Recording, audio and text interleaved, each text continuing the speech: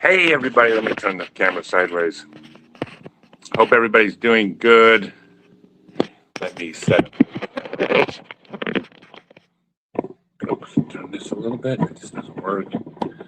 You'd think that one of these days I'd have this part figured out, and I never do. All right, if you are watching the recorded version, hello, I'm going to kind of hang out and just lollygag here for a few minutes until people log in, because they're just seeing that the stream is live now. So we'll give people like a few minutes to check in. And let's see, how do I see how many people are in here? Oh my God, hundreds of people are already here. Shoot. Now I'm like nervous.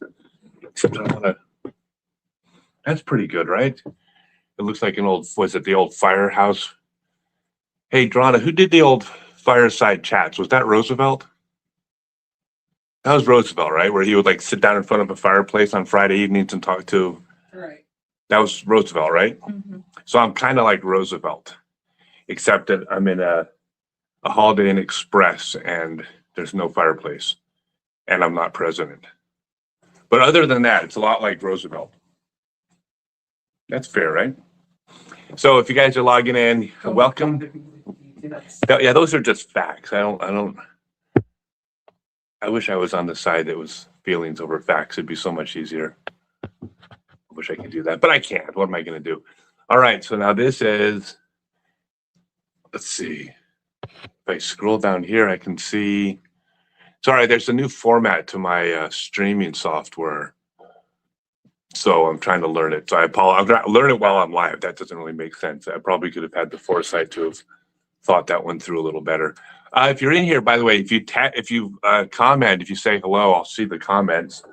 And I'm going to open up this computer here. That way I can actually see the all the questions that came in, because I got a whole ton of questions for this AMA. By the way, I'm gonna kind of start like at the 5-minute mark, just so people have a chance to log in. So if you're here, feel free to say hello. Let me know where you're from too, by the way, as I pull open my computer page. And let's see.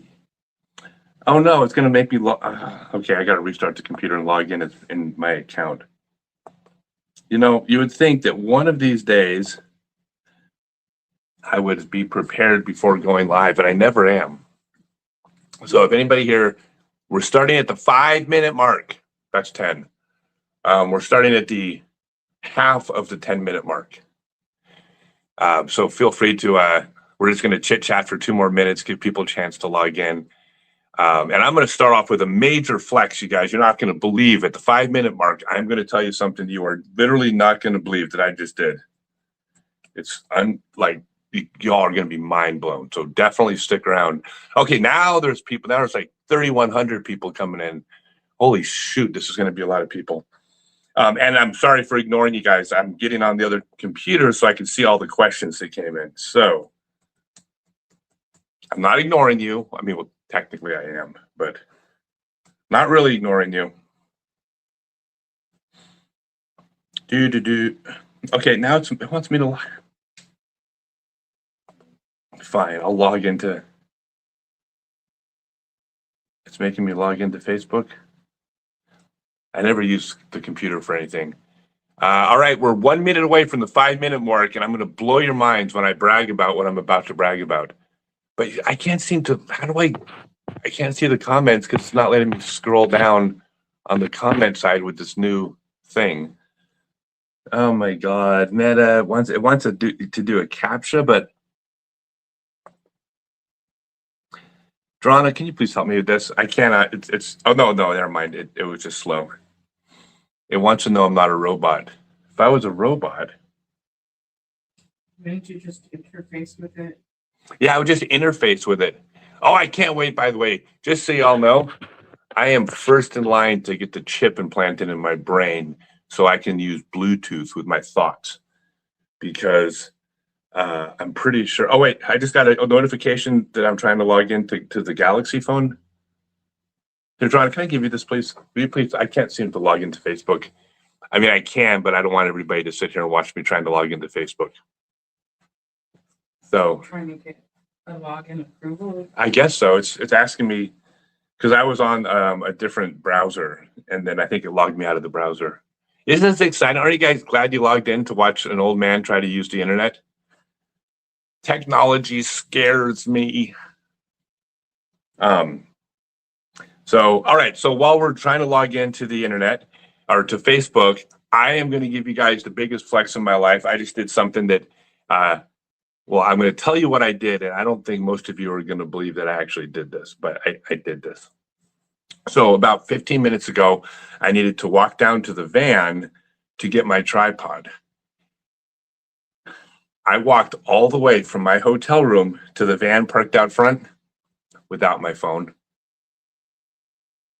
I did it. I literally walked all the way down the hallway from my hotel room, the length of the hotel hallway to the elevator without checking messages or seeing what Instagram videos popped into my feed. It says, I'm logged in, trust this device.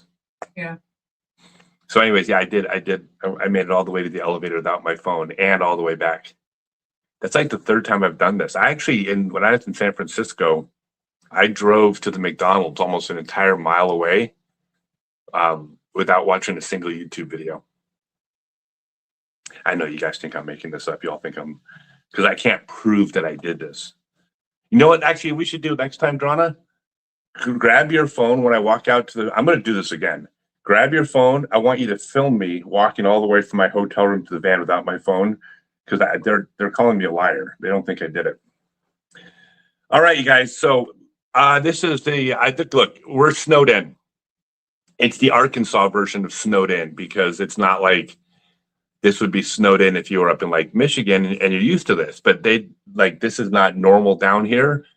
And so I canceled my 4 teaching events, my fairway field trips in Arkansas, and I'm going to do them in a couple months. And I thought, since a lot of you are sitting in the snow, let's just do an AMA, try to have some fun, talk some disc golf today. And how far reaching is this snow thing? How far reaching is the snow? I think it's like the whole, like, Can you show them? half the U.S. Show them the van down there.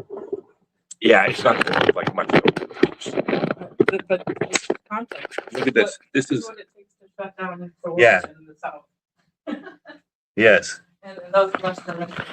No, but it makes sense though, because it's not like, look, if you're in Arkansas, you don't have like 1,000 snow plows waiting on demand.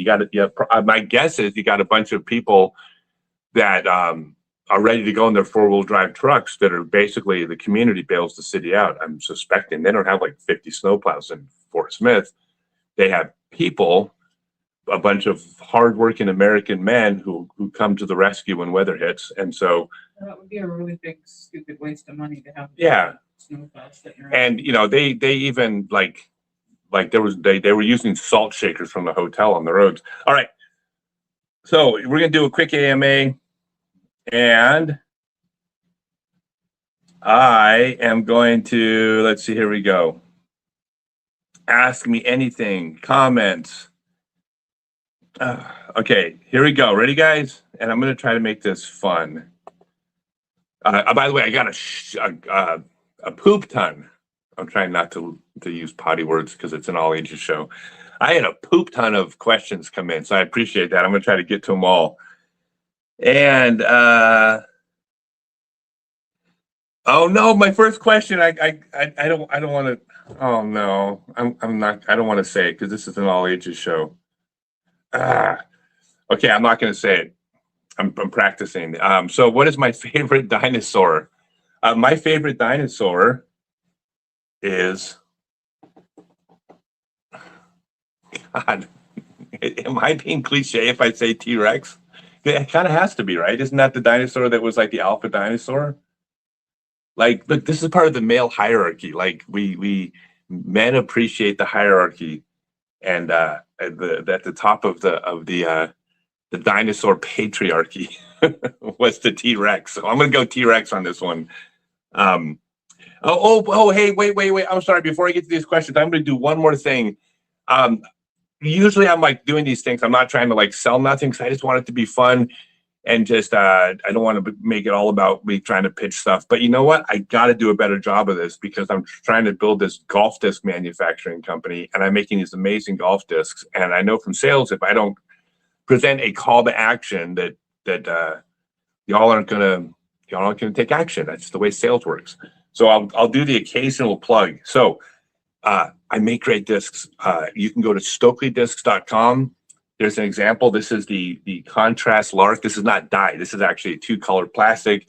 Perfect, straight flying, easy to control fairway driver for any arm speed. It basically goes straight at lower arm speeds.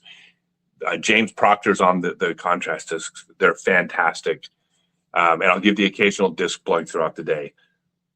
If you like the stuff that I do, like if I'm entertaining you, if I'm making disc golf more fun, if I'm helping you play better, the best way you can show your appreciation is to give my discs a try at StokelyDiscs.com.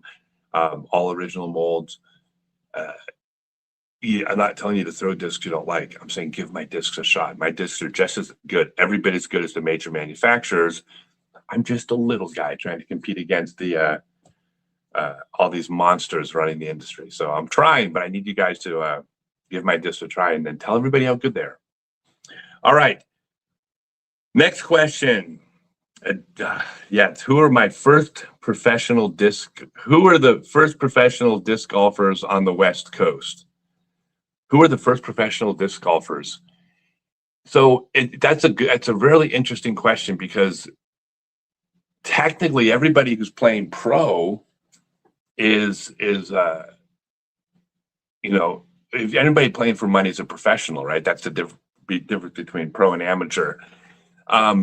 The first people to make a living, I know that there were people that were at Oak Grove Park. I'm going to go and throw out some names. People like Jeff and Johnny Lissaman and Joe Orsino, who were at the very least supplementing their income, making money at the courses. So shout out to those guys, some of the OGs of professional disc golf. The first players to go out on tour and actually tour for a living. There were 2 of them that were the first, which was Glenn Whitlock and Greg Hosfeld, who actually hit the road in the 80s and somehow were making ends meet, throwing frisbees into metal baskets back when first place in the tournament might be $150. After that, it was Dan Ginley hit the road in his own vehicle. And then Steve Valencia joined him, followed by Jeff, Johnny Lissaman, and Mike Williams. Those were the next 3 guys to hit the road. And they went out for a couple of years. And then I went out after that. I was either number 7 or number 8, depending on how you look at the list of people that went out and toured. So, and everything it's the growth of the sport. I mean, there was a progression of how much money we were making and whether or not you had your own vehicle and whether or not you were sleeping at people's houses or you were actually getting hotels and whether you were eating out at restaurants versus eating out of an ice chest. I was the first person to travel with my partner, my wife. I actually brought a non-player that I could support playing, right? So these are all just stepping stones in this history of the game that has evolved into these $1 million contracts, right? Steve, this is one of my favorite questions. How can I get one of your Robin discs? Not even available on your site. So first off, these are absolutely available at StokelyDiscs.com. The Robin, I'm gonna plug them since you asked the question. One of the stores, and I don't want to misquote, but one of the big stores just put out a video that said that the Robin was the most underrated fairway driver on the market. And I want to give the name of the store. Is there any way you can look that up? I shared it on my Instagram. Can you please look up to see who did that, Drana? You're going to be like my Jamie on the Joe Rogan show. Hey, can you look up? Because I would love you can buy from them if you want, but you can get Robins at StokelyDiscs.com. It's a perfectly straight flying fairway driver. They're unbelievably good. Check with your local retail store first, though. Always give local shops first shot at your business. Hi, Scott and Adriana. What are your plans for the next 5 years? Oh my God, I don't even know what I'm doing in 5 days. Will you settle here in America? it said something else, but it sounds political, and I'm not going there. I still love you, James, but I'm not. I don't do politics or elsewhere. What part of the world do you think provides the best prospects of living well from now until the end? Okay, so this is. Let me. If you guys, some of you know this, not all of you do. 6 years ago, I took every single thing I owned that I could not fit into a suitcase, and I gave it away or I threw it away. I don't have a storage unit. I don't have a box of stuff somewhere. I left with a suitcase on purpose. I just got rid of everything I owned. When I connected with Adriana, she had been a nomad for 7 years, traveling the country in an RV, just like in the movie Nomadland. She was working the RV parks, and she would do Amazon in the winter for Christmas, exactly like the movie. She had an RV with a bunch of stuff in it, but we got rid of the RV and every single thing she owned except what she could fit into a suitcase. So right now, as I'm traveling, I got the Stokely van. That's this. We don't sleep in the van. We do hotels. The van is filled with merchandise, tour clothing, and stuff like that. If you take away the work stuff, everything I own in this world, I can fit into one suitcase. And when I die, everything I own can be thrown away in one suitcase. I'm never going to own anything, neither is she. We're never going to live somewhere, ever. We are going to be traveling for the rest of our lives. I will be, whatever I got to do this. Teaching disc golf will probably be at the core of it, depending on how much my disc company blows up. Running events, traveling, doing disc golf. And not just disc golf, frisbee, guts, freestyle, double disc court. I'm never going to stop. This is me. I'm going to give my impression of me. This is like the last few years of my life. Bing, bing, bing, bing, bing. So that's it. I'm not ever going to have a home. Maybe when I get older, I'll slow down and not be in a different city every single day. Maybe I'll start staying in places for 2 days at a time, or maybe someday I'll stay in the same town for 3 days. That just sounds crazy, but no, I'm never going to stop traveling. I've been to 47 countries, and there's like 150 countries left to see. What depends on who you ask, but there's a lot of the world left to see I haven't seen that I need to see. Scott, when will we be doing a clinic in Bucharest, Romania? We currently have 20 regulars who play at least one round every weekend on our temporary course. Your presence could certainly help boost our exposure and hopefully get the course permanently installed. Oh my God, I would love to go back to Romania. We were in Romania in 2023. We had to leave the Schengen area of Europe because our visa, it's 90 days, but it's 90 days rolling. It just means you can't leave and come back and start your 90 days over. It's 90 days in a 12-month period. And I had like 4 months worth of events, but I can only stay in Schengen, Europe for 3 months. So I had to leave Schengen for a break in the middle and then come back and hit the events at the end. And we did this. We went to Romania, and we went to Bosnia, and is that where it was? Serbia. Serbia. Was Serbia part of Schengen or no? Was it outside? It was outside also. Anyways, we went there, and we loved Romania. Like, it was so great. And I posted, and as I was leaving Romania, I'd get contacted. Hey, we're disc golfing in Romania. No permanent course yet. And I said, as soon as you guys get a little club going, I'll come back. So I'll come back to Romania for sure. Yeah, loved Romania. Oh, by the way, here, check it out. This is the best part about Romania. I'll give you guys some little couple stories. So when you travel like around the world and you get to go to different countries, you get to experience different things. And it's amazing how when you cross a border, how much changes.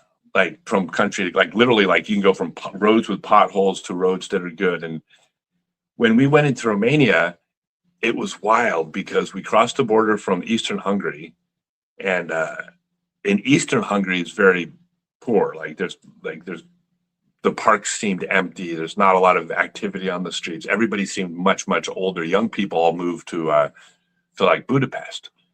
The second we crossed the border into Romania, it's like it was alive. Like we saw like people installing power lines, and they were digging sewers, and like wearing like workman's clothes. Like basically, you can see the infrastructure like being built before your eyes, which is a sign of a country doing well, right? The activity and everything being built. So we were super psyched to get in there. The only thing about Romania I didn't like was that everybody smokes. And I ain't judging you if you smoke. It's not that. It's smoking in restaurants is like still a thing, but it's not that there's somebody smoking in the restaurant. Everybody in the restaurant smokes. If there's 4 people having dinner, the first person to finish their meal lights up a cigarette, and the other 3 people keep eating. And then when the second person finishes, they light up a cigarette. In fact, so many people smoke there that we actually took our ashtray, like our very first restaurant in Romania, we turned it upside down and kind of slid it off to the side of the table. And when the waitress came over to take order, she saw the ashtray. She goes, "Oh my God, I'm so sorry." And she turns it back up and puts it in front of us. She thought that it got left there upside down, but never even occurred to her that maybe we don't smoke. So when you walk into a restaurant, it looked like the van from Fast Times at Ridgemont High, except it's cigarette smoke.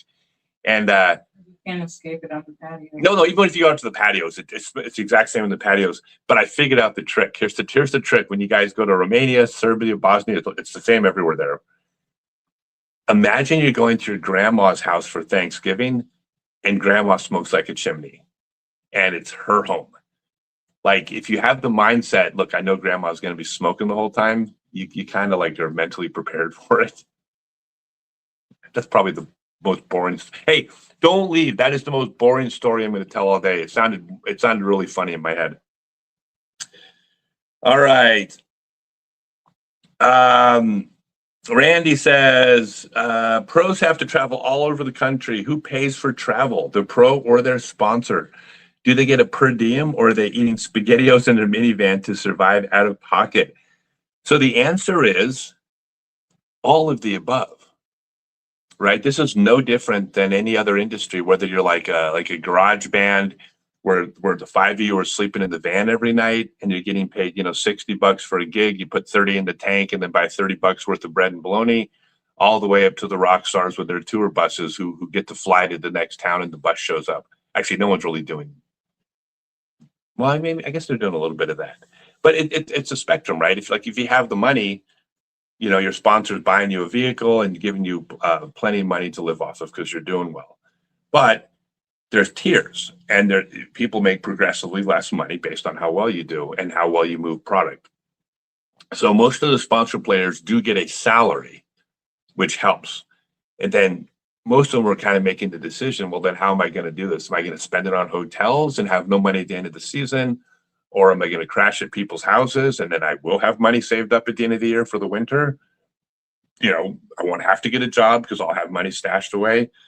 All the way down to the people who aren't making a whole lot of money at all, who are basically hand to mouth. They're showing up at the tournaments. They're eating SpaghettiOs. They're eating. By the way, SpaghettiOs are way more expensive than bread and bologna. So they're eating bread and bologna, hoping to get enough money for SpaghettiOs. And Ramen. yeah, a lot of ramen. It's a lot of ramen. But the thing is, this is like, I got no problem with this. This is like paying your dues. Like the idea that like everybody, is crushing. Like, I don't know. Like I toured for years when first place at a tournament was less than the cost of the airfare, and I had to run events. I had to run clinics. I had to sell merchandise, and I had to hustle to make a living. And this is like forcing a kid to do chores. It's like, yeah, I would love to give my kid everything, and I hate to have him work, but at the same time, it's good for you. It builds character. It makes you appreciate the things that you have. So having to work for it, I'm totally cool with. I got no problem with that. The same way I got no problem with people like Paul and Simon who move millions and millions of dollars worth of discs, making millions and millions of dollars. They should. So I'm cool with all that. But it is the absolute full spectrum. There's actually part of me, and I don't want to piss anybody off when I say this, so forgive me if you're a touring pro listening, but I almost think some of the touring pros are making too much money. But hear me out. Don't click away and post that to Reddit. The reason I say this is that there is a number of pros who are kind of right in the middle who are making enough money where all they have to do is play. And because they're making enough money, they practice, they play, they're honing their skills, they're being successful. However, they're not building their brand or building a company or a business. They're not learning the skills they need for when the tour's over. And a lot of those players who are making, let's say you're making like $50,000 to $60,000 a year and you have a vehicle, like you're doing pretty good. That's a pretty decent living for, especially if you're younger. You do that for 5 or 6 years, and when you're done, you're like, oh shoot, what am I going to do with my life now? If those players were making a little bit less money and they had to develop something like teaching skills or running event skills or working harder on their social media, they could be positioning themselves for when they are no longer able to tour to continue doing disc golf for a living. It's certainly much easier because they will have built a brand around events or teaching or something. And so I wish the players on tour, most of them, I wish they had to hustle more because I think it would be better for them. And again, I mean this in the same way. I mean this in the same way a dad would say, you know, I would love to buy you a car, son, but no, you need to get a job so you can pay for your own insurance. Because we know that that's better for them to have to earn it that way. So don't get mad at me if you're a touring pro, but I think that I think hustling more is better for you. Chris says, will you be near Charlotte, North Carolina this year? Yes, I'm 100% going to be in Charlotte. I'll be at the Queen City. My plan this year is I'm going to be following around the tour for a lot of events, and I'm going to be telling the story of this kid, Dallas Garber, who's throwing Stokely discs, who's on tour for the first time. And I want to tell the story of what it's like to be a new player, a young player out on tour. I want to bring you guys along as much as I can on Dallas's tour, which means following Dallas from event to event. So I'm going to be at these pro tour events, but not competing. I was going to get a tour card, but apparently they want you to be good. And I think I crested that hill. I wasn't getting a tour card this year. So anyways, I'm going to follow Dallas around. I'm going to tell his story. And there's some other players out there. I'm going to be telling their story too. And I think that's going to be a lot of fun. I'm going to get to actually just enjoy and live vicariously through the young people throwing Stokely discs. And it's a perfect segue, since I'm going to be following Dallas, the Dallas Garber contrast Wrens. Like, look at these things. Unbelievable, right? These are not dyed. This is in the plastic. You guys can get contrast Wrens. If you want to support Dallas, if you want to support Stokely discs and being entertained and playing better at disc golf, and if you want to support a young touring pro, Dallas Garber, you can get those at StokelyDiscs.com. I always say check with your local retail store first, but if you go to StokelyDiscs.com, like the more successful my disc company is, the more I'm just going to do fun stuff for disc golf and make things like I want to entertain people and I want to teach people and I want to turn off. Yeah, it is off. How did the AC turn on when literally the off button is? Oh, you know how else you can turn it off? Plug it. That is so bizarre. The air conditioner turned on, and then I opened up the thing right here to turn it off, and the little light next to the off button was on. So the off button was on, and it turned on.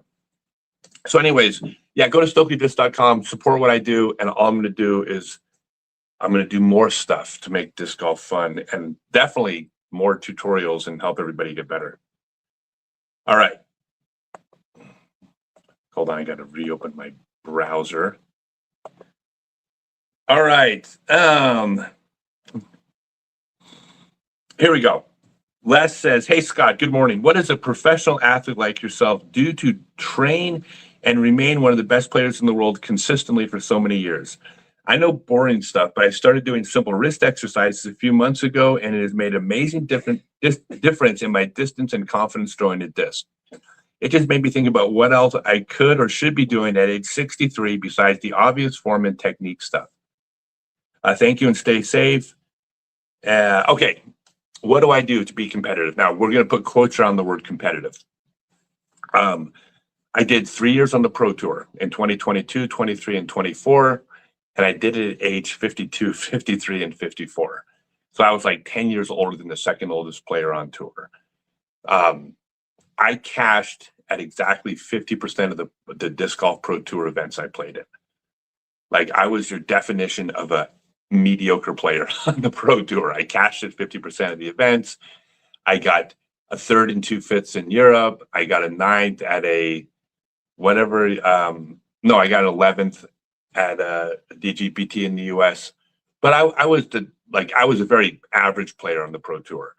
Now, because I was in my mid 50s, I'm actually like incredibly proud of that. Every time I cashed at a tournament and shot 1030 for a weekend, I was pretty damn happy.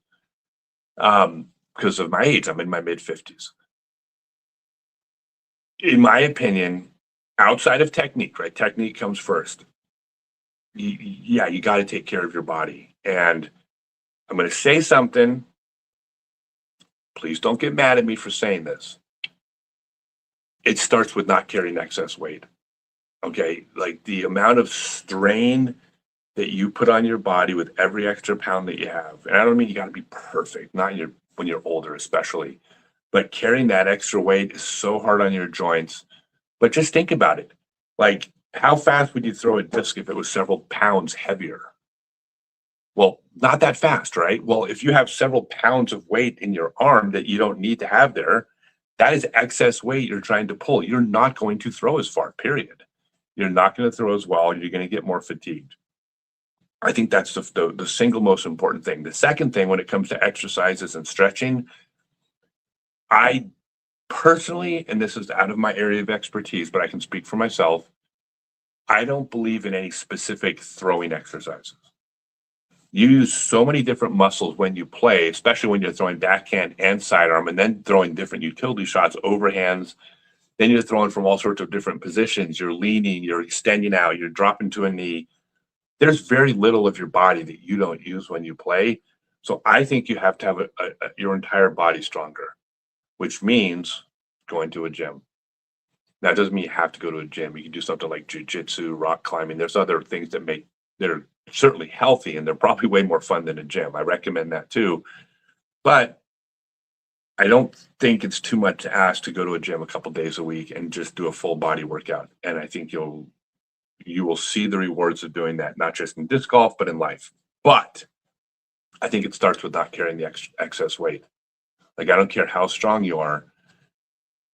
You just have to, and again, don't get mad at me. Don't shoot the messenger. I'm answering a question honestly. By the way, if you go look on Reddit, like I teach all over the country. I'll be teaching events, having teaching stuff all over the country like I do every other year. This year, it's kind of how I pay to be on the road. And I'm straight with everybody.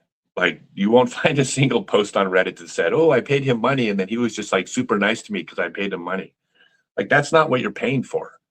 Like, when I'm teaching, I'm not mean. I'm not going to like be insulting, but I'm also not going to coddle you and say, oh, you did really, really good. I'm going to, like, you asked me, like, how can I improve? I'm going to tell you. I'm going to give you a straight answer. If you don't like that answer, well, then pay someone else to give you an answer, because that's what you're going to get from me.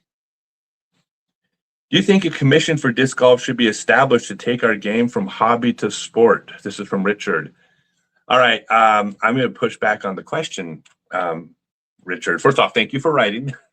But we are a sport. We're 100% a sport. You have people making a living playing this game. You got people paying to watch. You got people buying products because players' names are on products. Of course, we're a sport. Just because we're not as big as some sports doesn't mean that we're not a sport. It just means that that's the size we are today. I would love for my friends to make lots and lots and lots of money. Of course I would. But I don't think we become better if we do. One of the things it's actually really interesting. It's more of a philosophical answer, but people ask me all the time, they're like, and I'm not kidding. When I say all the time, I'm saying the last 5 years, I've gotten this 100 times. What can we do to fix disc golf? And every single time I've been kind of perplexed by the question. It's like, what do you mean fix disc golf? Like, I think disc golf is crushing. It's like, well, how can we be more like ball golf? It's like, well, hold on a second. ball golf, in terms of television exposure, sponsorship deals, and prize money, crushing disc golf, right? Okay, that's just math. We can see this. But in terms of rounds played, participation, being more of a family activity, being able to play for 2 hours on the way home from work, like disc golf in every other way is crushing ball golf, right? Ball golf's winning this small area that affects 100 people. But for the millions of recreational players out there, I don't think there's a single thing that ball golf does better than disc golf. I mean, I'm sorry, like I can't imagine being a dad with 3 kids and wanting to take up ball golf as a hobby with them. I mean, I'd have to make like $500,000 a year to join the country club where we could actually play, and that would only be on Saturdays and Sundays. It takes 5 hours to play a damn round. Like I would not trade my sport for ball golf. And even though that might have meant I made more money, I give two craps about that. I care so much more about all the sport things that our sport does well. So I think disc golf is crushing. And by the way, PDJ numbers, and there are some numbers that have been flatlined or on the decline a little bit. That doesn't mean the sport's on the decline. The sport is still putting courses in the ground everywhere. Participation is still growing. Like, we're killing it. Disc golf is crushing. So that's my 2 cents. Graham says, I finished your audiobook. He's talking about my autobiography, Scott Stokely, Growing Up Disc Golf, available on Amazon or Audible. He says, I finished it a couple weeks ago and it was awesome. But some time has passed since its release. Anything you wish you had added or deleted? Any other disc golf related audiobooks you would recommend? So I actually just did. I posted 4 videos about things that had changed since I released the book 6 years ago. Some of them hadn't changed. Some of the things in my book, I just like, it's my first 25 years playing disc golf, but it's also following the first 25 years of disc golf. So I played my first round of Frisbee golf on the world's first permanent Frisbee golf course when it was the only Frisbee golf course in the entire world. This was back in around 1976. Now, I didn't start playing every day until 1980, 81. So I wasn't playing when I was 7 years old every day. But by the time I was 11 years old, I was. And so my autobiography is telling my story growing up in the sport, but it's also telling the history of the sport. And I tried to be as historically accurate as possible. And then I still missed some things. Like, I mean, I got some things wrong, but I made some correction videos about historical accuracies that people have pointed out since the book came out. But no, I mean, I stand by what's in the book. You know, I mean, I think it came out really good. I'm really proud of it. I don't know what else to say. You know, I had a co-author that certainly helped me a lot because I'm not a writer, and I had an audio engineer help me with the audiobook to make it sound good because I read it and they took my reading and made it sound way better than I actually did. So, yeah, I think that's it. But yeah, go check out the book, Audible and Amazon, Scott Stokely, Growing Up Disc Golf, and any other disc golf related audiobooks I would recommend. I don't want to handpick. All of them. Like, you know, anything you can get your hands on, you know, I would say definitely do. Go read the reviews on Amazon. Whoever has the most stars, get that one. I say that because I think I got the most stars. Drew says, when will you rename your company Herniated Discs? I thought about actually making a disc line called the Broken Hip, like where the discs would be the Broken Hip, the Viagra, the Geritol, the fiber. Yeah, I thought that'd be kind of fun because, you know, for some weird reason, I've attracted an older audience. I don't know how that works, but apparently older people are following me. I don't know why. Not a whole lot of 20-year-olds on TikTok following the Stokely brand, but they will follow the Dallas Garber brand and the other players I'm about to announce. Hey, by the way, you guys, I'm going to be doing this throughout the show because I got to do a better job. If you guys haven't been throwing the Ching discs, this is the company that we purchased. There are 5 on the Ching Juju. There are 5 thumb divots, each a different space from the edge. So you can actually pick the thumb placement where your thumb fits best. It helps you grip this disc better, especially when it's really cold and your discs are slick, or when your hands are sweaty. But even if it's not, it's a great way to just learn how to like what thumb placement works best for you. There's no right answer. This is perfectly straight flying. It has almost zero fade. It's the closest thing to an ultimate disc. If you come from ultimate, like you absolutely like, you know how well you can throw. You can throw an ultra star and you can hit a dime on a moving target with an ultra star. And then golf discs fly differently, right? These fly like ultimate discs, but they're a little bit smaller and you can get them a little bit heavier. So they actually will fly better for disc golf than an ultra star for sure. These are golf discs, but the flight path is the closest thing to ultimate you're going to get. You can get them at StokeleyDiscs.com. So you guys, if you like this stuff, support the channel. Okay. Michael Ray says, once proper form and power pocket is discovered, how do you learn to control it and develop it further? You're going to hate my answer, but you just have to practice. So here's the thing about form. I'm going to give you guys an algorithm, right? There's a lot of things that play a part in getting good at disc golf, but there's two that trump everything. Number one is technique. I call it mechanics. So I'm going to use the word mechanics, but I mean form, technique, same thing. There's mechanics and practice. Mechanics are your ceiling. Right? That's the limit to how good you can get. Practice is how close you can get to your ceiling. So basically what this means is that if your mechanics are bad, you have a low ceiling. You can practice till you're blue in the face, but that ceiling is going to stop you from getting any better because your technique is bad.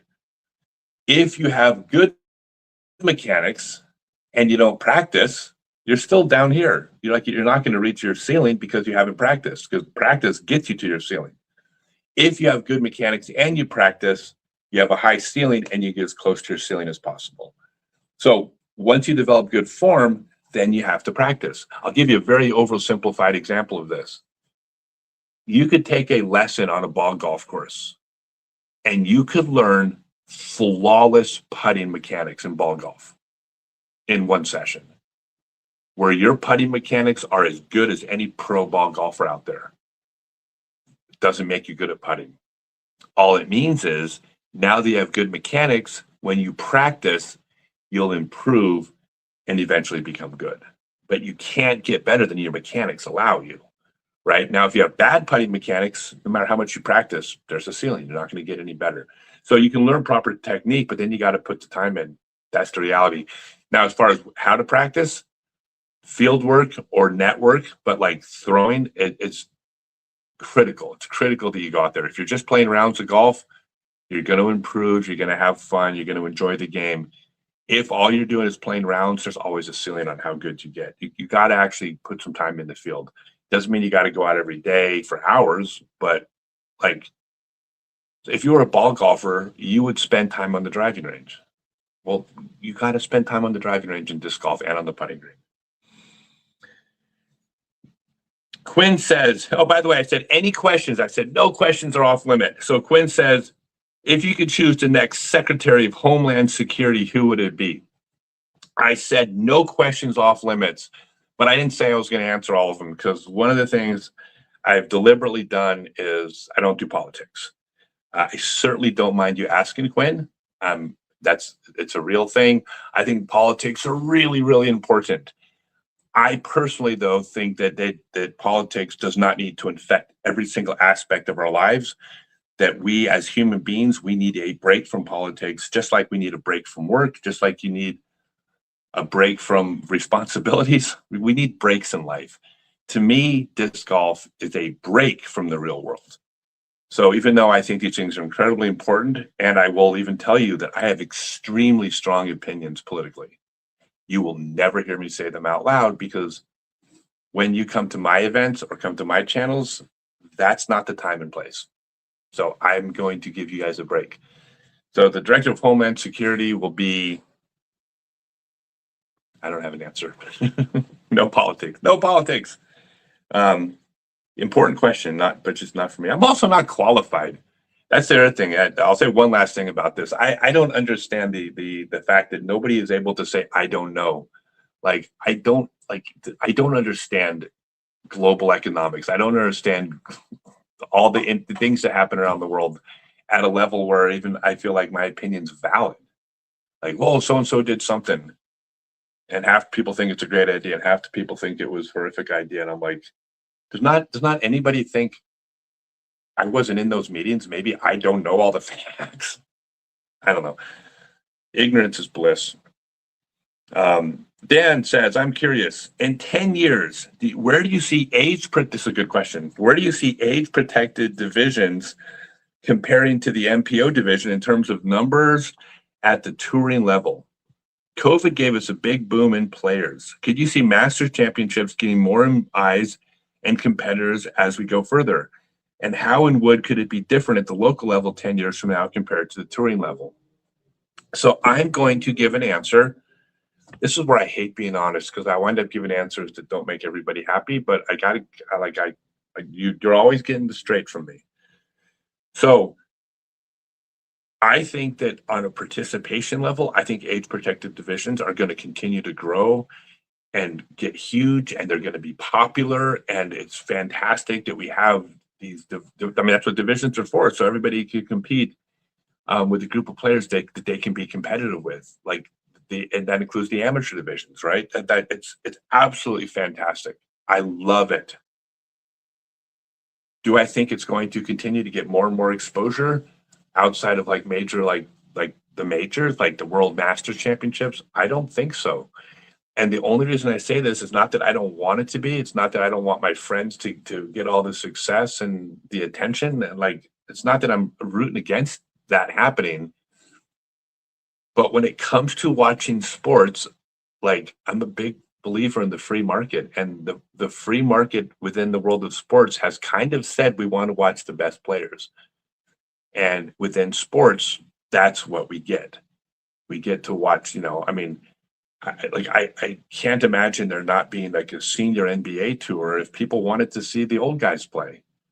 These were our heroes 10 years ago who had to retire because Father Time always wins, and yet we don't want to watch them play. Not at a level that actually makes it a product. The only time I've ever seen the senior division of a sport really become something was a perfect storm, where the senior PGA Tour had Arnold Palmer and Jack Nicklaus and Gary Player and Chichi Rodriguez, and I'm not a golfer, but I know some of the names, and Tom Kite, and there were it was a perfect storm of big name personalities that had all aged out that people still wanted to go see. Right, it was Jack versus Arnie, right? That was a big deal, and I think that there's some potential for that. I think there could become a point where people are like, I want to see Paul go against Ricky and Simon. I think that audience will carry over some, but at the end of the day, it's sports. We want to see the elite of the elite. I think the market generally votes for that. Now, there is there's one exception to that, which has been college sports. Well, at least within a couple sports. And I think that has a lot more to do with the tribalism that comes from being alumni or being within a state. And I think there's maybe some merit to that. I don't know how you'd replicate that in different divisions in a single sport, though. I hope I'm wrong. I hope the senior disc golf tour becomes this major thing that people watch. I think that'd be really cool. I think it's a challenge. I think people want to see Anthony Barella throw. It's just the way it is. They want to see Kristen dominate while she was dominating. All right. Michael says, are you doing any classes near Wyoming? Would love to get in one, but Wyoming never gets any cool visits from anyone. Okay, I'm definitely coming to Wyoming then. Cheyenne is less than 2 hours from Denver. I ran an event in Cheyenne recently, so I'm a pretty cool person. It's closer to Casper to buy your class. Plus, I think you would get out a good turnout at Cheyenne. We did Cheyenne, right? Did we not do Cheyenne? I ran an event. It's been a year or two. Has it been a year or two? Okay, since we've been in Cheyenne? I'll tell you when I did do an event in Cheyenne. I did an event in Cheyenne September 12th, 2000. So I was actually in Cheyenne the day after 9/11, and we were like, that was people were like nationwide were still kind of like, what the hell just happened here? And I remember thinking at the time, I was like, should I cancel the event? Well, I don't know. It's a frisbee golf class in in Wyoming. I don't think I should cancel it. But it was a very weird time, and I didn't know what I was supposed to do. Like no one knew what they were supposed to do. Like, are we like would it be disrespectful to run a frisbee tournament the next day, or should you prove that you can't stop America by moving forward? I don't know. It was very weird, but I did do Cheyenne then. So, but maybe I didn't do it last year. I promise I'll come back to Cheyenne. That's what I'm trying to say. Okay. Joshua says, I appreciate the offer. I want to start a disc golf company. I have apparel designs and a cool logo, but in a market test I did, most people strongly disliked that I used AI. Ooh, we're going to talk about AI. Cool. We're going to use AI to convert my poor drawings to usable graphics. I will pay an artist if need be, but I worry the concept isn't strong enough to invest any money. Any thoughts? And if apparel is a bad idea, do you see opportunities within the disc golf community for better new products or services? Love the content. Any thoughts? Stay rad. So first off, thank you for saying that I'm rad. Second off, most of my audience actually knows what the word rad means. So I got an older audience. So for you young people, it's short for radical. What am I saying? There's no young people watching hardly. Okay, so yeah, I do have an answer for you. So first off, disc golf is like a $500 million industry. That means disc golf is big enough for anyone out there who wants to potentially start a successful company within the sport, right? Whether you're just selling custom discs, whether you're opening a pro shop, whether you're opening a private course, doing disc golf apparel, making golf bags, running clinics, doing content, there's all sorts of things you can do. But I think there's a formula to doing it. Unless you have really deep pockets, like if you have deep pockets, you can just throw money to anything and kind of like build as you go. But in the real world, like you said, money, how much money do you put into this? The best thing you can do is start to build a brand first before the product. Like do something in social media where you get people following and get them following you because you're not trying to sell them something. Like even though I had all this success in the 90s and all this stuff, I made hundreds and hundreds and hundreds of videos, tutorial videos before I was charging for anything. I had to build up a name and a brand as a teacher. Then when I said I have something to sell, people lined up to buy. But if I had done it the other way around, it's tough. So like just having a cool shirt might sell people, but then how do you even get that shirt in front of people? But if you have people who are following you, they're going to start asking you, hey, when are you going to start making shirts? When are you going to start doing this? And the social media is free. When it comes to making social media, what you do, and this, by the way, this is not just for Joshua, this is for anybody who wants to be in the disc golf business. You lean into your strengths, okay? Don't try to do what you're not good at. Like, if you're not good at teaching, don't try to teach. That's not your strength. Like, if you're not funny, don't try to make a funny channel. It's just going to be pure cringe. Like, what are you good at?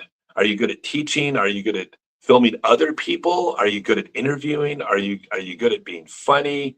Like, take your strength and then push it, and then grow an audience around that, and then post. You got to post every single day. Instagram, Facebook, for sure. Instagram, Facebook, and YouTube, and then things like TikTok and X and other channels. Like ain't gonna hurt, but the first three are the three big ones. And when you build an audience, once you get just even a few thousand people following you, now you can start to push product in front of them, and people will buy your product. But you got to go in that order, I think. If you just start investing money now and say, hey, I just made 150 shirts with this cool design, well, how do people even see them? Well, if you try to pay for advertising, then you got to get a return on investment on that ad space, which is going to be really tough to do. So getting an audience first is the way to do it. In my opinion, I think it just starts there. And by the way, speaking of pitching products, you guys, I got to do more of this. The Peregrine from Stokely Discs. This is if you guys are having fun, if you're enjoying the snow day, give my discs a try. The Stokely discs they're as good as every big major manufacturer out there. I know that most people want to support the gigantic mega companies. Like I know this is just how it works. All you got to do is go down to Main Street USA, and then you go to the place that's zoned for the big gigantic strip mall stores. And I know that the vast majority of people would rather shop at the big giant mega stores. But it doesn't mean the mom and pop's restaurant isn't good. It doesn't mean that the local hardware store doesn't carry quality products, right? I'm the little guy for now. And so if you go to Stokely Discs and try these discs, they're just as good as every major manufacturer's discs out there. So the Peregrine is a super ridiculously good, overstable high-speed driver. You want it to have a sidearm with a high-speed driver that you can control because it's overstable, meaning it has a high fade. Like the Peregrine's perfect. Throw the Peregrine. If you're right-handed, it's going to turn right at the end of its flight. You will not flip this disc to the left and have it roll over. Like it is made for a specific shot. And if you're new to the sidearm, it's super easy to control. So StokelyDiscs.com. All right. Let's see here. Wes says, looking forward to seeing you in Florence, Alabama later this year. I'm going to be in Alabama, in Florence later this year. I'm running events. I just announced, or I have a bunch of events coming up in Mississippi and Alabama, like 12 events. I'm about to post 6 more events in Georgia, and I'll be running events all across the country the rest of the year. And yeah, I love running events. I love meeting people.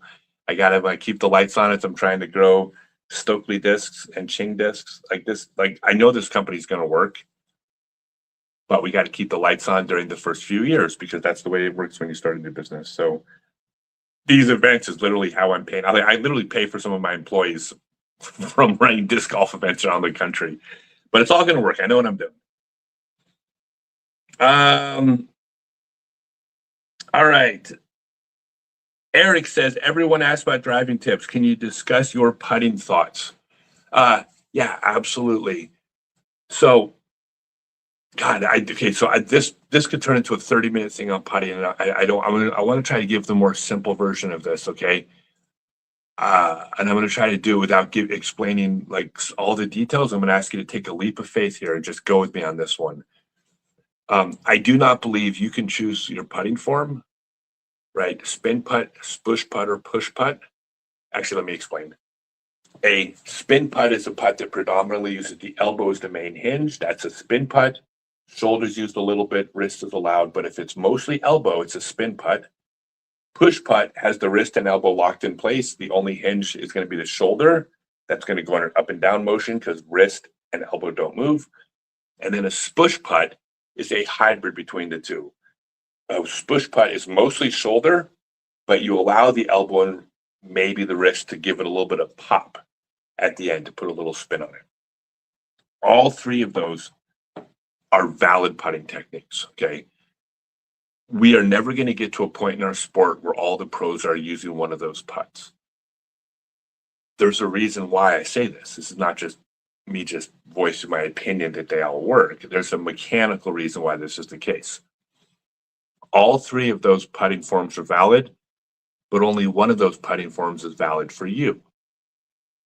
Everybody has a different body. Every single moving part, every hinge, basically every joint on our body moves a little differently from person to person. Okay, all of these joints have a very narrow range of motion where they most fluently and smoothly move, but they have a wider range where they will still move, but they're not moving efficiently and smoothly. In order to be successful in your putt, all of these different moving parts have to move in a very natural motion for your body. That will differ from player to player. This is why when you look at the Pro Tour, you see such a wide variety of putting forms and putting stances, where your feet are, where your hips are lined up, where your shoulders are pointing. if everybody had an identical body, meaning our joints all aligned at identical angles, and we all had an identical amount of muscle mass in different areas, and we all had like identical flexibility, and we all had the identical past injuries that reduce our motions in an identical way, there would be a universally correct putting stance and a putting form. There would be a mechanically correct way to putt that everybody would use. It would be obvious. The people using this stance and that form would gain a competitive advantage over the players that didn't, and those players who didn't would have to then change and basically join the people that are the most successful and putt exactly like them. That hasn't happened, and it will never happen because we don't have identical bodies. So the first part of putting is to recognize this, is to recognize that you cannot choose your stance, you cannot choose your form. You can't copy a pro that you like because they have a different body mechanically than you do. There's differences between you and them. Trying to putt exactly like them is a bad idea. If it works, you got lucky. You have to be open to finding your stance and your form. And to do that, you have to experiment with different putting stances and putting forms and pay attention to where your body is moving most smoothly and fluidly. And wherever that is your stance and your form. It could wind up being a push putt. You could wind up being a spin putter. You could wind up being a rotating push putter. You could wind up being like any of these putts. But I do not believe you get to choose your stance and form, nor can I tell you your stance and form. That is how your individual body moves. And I believe this as much as I believe anything I teach. Again, that's my explanation as to why there's different stances and forms on the Pro Tour. That shouldn't happen. That's my explanation. So you have to find your stance and your form where your body moves most smoothly. Wherever you are smoothest, have the best balance, and feel the most strength. Those are the three things: smooth, balanced, and strong. Whatever stance and form gives you those three things is your stance and form. And wherever that stance and form is, we don't get to decide. Your body determined where it's smoothest. You can't decide that. Once you've done that, then you're going to do three things. Number one, everything with the disc is away from the target and towards the target. Number two, you aim with your follow through, meaning your hand stops at the point of release to ensure that the disc is only moving towards the target and no other way. In other words, you don't follow through up here or follow through like off to the side, because if you do, this object is not just going towards the target, it's going other directions other than towards the target. And the third is the golden rule of putting, and that means the golden rule says you leave your hand up at the point of release until the disc hits something to confirm that you followed the second rule, which was your hand only moved towards the target. So it's away and towards. Leave your hand up to confirm it's going towards, or aim with your follow through, or your hand stops at the point of release to confirm you're going towards, and then leave your hand up to confirm that it was only going towards, when you have a stance and a form where your body's moving smoothly. So, God, it's so hard to talk about that in just a short video, but that's the short of it. By the way, if you like the Wren from Stokely Disc, that's my beadless putter. If you like beaded putters, that's the Finch. You can get those at StokelyDisc.com. I encourage you to try out Stokely Discs. You're going to love them for sure. Like, I want to keep making tutorial content. I want to keep making entertainment, doing Christmas shows and doing shows and making disc golf more fun and running events. And I need this disc company to be successful for me to keep doing all this cool stuff for you guys. So if I've ever made a video that has helped you play better, the best way you can thank me is to give Stokely Discs a try. Go to StokelyDisc.com. Always check with your local retail store first. I always encourage supporting local vendors and pro shops, always. But if they don't carry the discs you're looking for, go to StokelyDisc.com. Try Stokely Discs. I promise you're going to love them. Then tell everybody how great they are. Or you're more than welcome to support these big, gigantic companies that run the industry. They're all run by friends of mine who I love. So I'm not anti the big companies. I know most people would rather support the big companies. That's just the way the world works. But if you if you want to get on board with one of the little guys who's making great discs, who's trying to take on the big companies, if you want to kind of get behind that, I would welcome you on my team. What? Yeah, it's a little bit. Yeah, we're talking a little punk rock. It's a little bit. We're taking on the establishment. But the difference between this, like, I'm old school punk from my younger days. The difference though between this though is when I was younger, I wanted to stick it to the man because I hated the man. I don't hate any of these big companies. In fact, I'm going to tell you guys here, newsflash. I'm going to tell you guys right now, the biggest problem I have with the major manufacturers, Discraft, Innova, MVP, House of Disc. Do you want to know the biggest problem I have with those 4 companies? Is that they make really good discs, right? I hate that. Like, it would be so easy to take them on if their discs didn't fly well or if their plastic was bad. Like, they don't. These guys they're great companies run by friends of mine who I love and who make good products. So me taking them on, I can't throw any of them under the bus or fault them. Is it gonna bother you if I make some? No, you go for it. Thank you. So anyways, all I'm saying is if you want to try something new and actually join the little guy who's trying to take on the big guys, if you want to be part of that story, stokewithdisc.com. By the way, check this out. Look at this. These are the James Proctor Larks. I mean, I'm making beautiful discs that fly well. You just got to give them a try. You're going to be addicted. What? Did you unplug your refrigerator? Oh, I did. You can plug it back. I don't know. I unplugged something. It was making noises. It's making noise. I was trying to. Oh, that's fine. That's fine. Yeah, just unplug it when you're done. All right. Let's see here. Let me go ahead and let me pull up my next page. A lot of noise, so sorry. Oh, that's right. It's going to get loud here in a second. Apparently, where do I find the next page? I'll search Facebook. Hold on. I got a whole bunch more questions here. I know some of the questions are, oh, there we go. I got a bunch of other questions on my disc golfer page. There's some on longest card. Yeah, I posted that. I'm going to be doing those last. All right. How are you doing on coffee? Do you need I got plenty of coffee. All right, you guys. So, I just saw one of the questions that came in. You guys are going to laugh when you see this. All right. Next question. What is your favorite state to throw in? What is your least favorite state to throw in? Wow. Let's see if I can. State of sobriety. The state of sobriety. No, my favorite state to throw in. Oh God, how do I give these answers without? It's going to sound like I'm just sucking up to everybody when I say this because I love my Frisbee friends everywhere. Like, so this has nothing to do with the disc golf community. My favorite state to play in is Utah. With Idaho is a pretty close second. I'm talking just about states here. Is that so? One of the things that like my happy place is I like to backcountry camp. Like I like to camp, but I don't like to camp in campgrounds. Like I like to disappear into the wilderness, whether it's deep into a forest, deep into the Rocky Mountains, like out in the middle of the desert somewhere, and then not see people for days or weeks. Like that like my happy place is just me and Adriana vanished out in the middle of nowhere. And Utah is the most beautiful place in the whole country to do that. Especially southern Utah. Oh my God.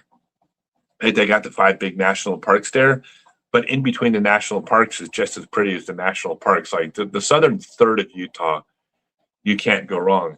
Now I'm going to give you guys a little tip about this. Let me give you guys, a lot of you don't know this, especially if you don't live out west. So about 1/3 of the western third of the U.S. And the U.S. is pretty damn big, right? So 1/3 of the western third is still a massive amount of space. We own as Americans. It is Bureau of Land Management. They call it BLM land, the forestry land. But there's about 1/3 of the western third of the U.S. you can just camp on. You don't need permits. You don't need to ask permission. You literally can just find a road. Like in BLM land, just find a dirt road, just drive down the road over a mountain and just put up a tent. and you can stay for, is it 2 weeks or 4? 14 days and one You can stay vacation. 14 days, and then you're required. Only thing, you can't live there. You have to move a whole mile away. You can't put up But any it permanent structure. right. You can't build any permanent structures. So, but here's the thing: it doesn't matter if you don't feel like moving a mile after 14 days because you haven't seen a ranger in 14 days. No one even knows you're there. Like, this belongs to us. This is one of the, like, I've traveled all over the world. This is an American thing that we have all this space that belongs to us. The next So Utah- thing is the way that Sweden kind of just lets people. Yeah, Sweden. No, you're right. So yeah, so thank you. So Sweden does have something that they have similar things where you have access to land. So yeah, I retract what I said. It's not just an American thing, but it's one of the great things about America is that this belongs to us. So Utah is the most beautiful place to do that. Like, I've backpacked in Death Valley where like you're on Mars. You cross the first mountain and you might as well be on another planet. And there's no noise and no sound and no people. I'm doing a backpacking trip this summer at Isle Royale up in Lake Superior, where we're going to get into the backcountry. How do we prevent TDs from putting older guys on the pink pads? We may be 60, but came to play in a competition. You know, Jim, I will give you 2 answers to that. So basically, yeah, how do you prevent them from putting the 60-year-olds on those pads? I'll tell you 2 things. Number 1, you talk to the TD and just ask them. Get together with your other competitors and ask them. You know, you can always ask them to put you on the regular pads, and if your division agrees, they agree. But the other answer I'm going to give you, Jim, please don't be mad at me when I say this, but philosophically, I'm much more of a believer in the tournament director. That's their thing, and my job as a player is to show up and play their thing as they presented it.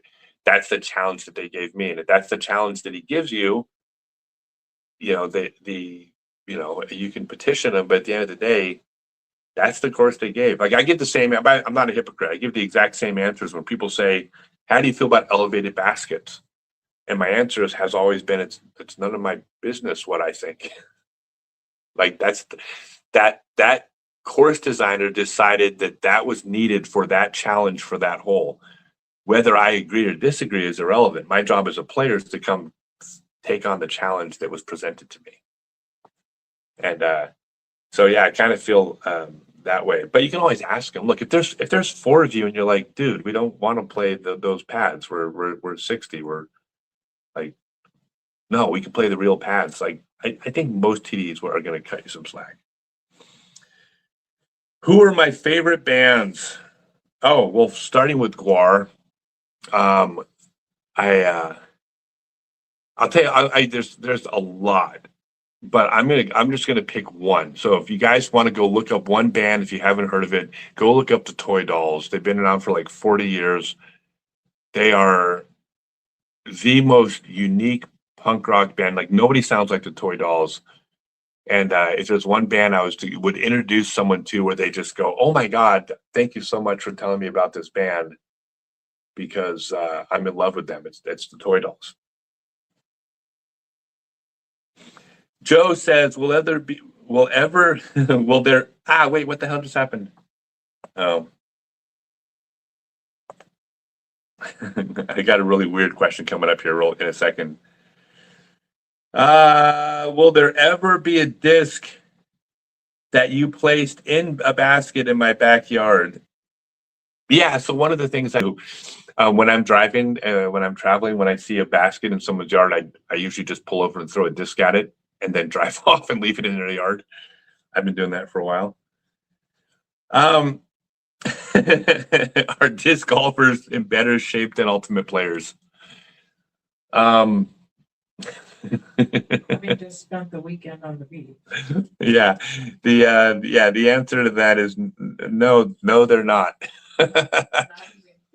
Yeah, no, look, it's a different sport. I mean, it's a cardio sport. It is, but you know, so comparing ultimate to disc golf is almost like comparing basketball to bowling. I mean, just because they both have balls, right? They're like, it's such a whole different.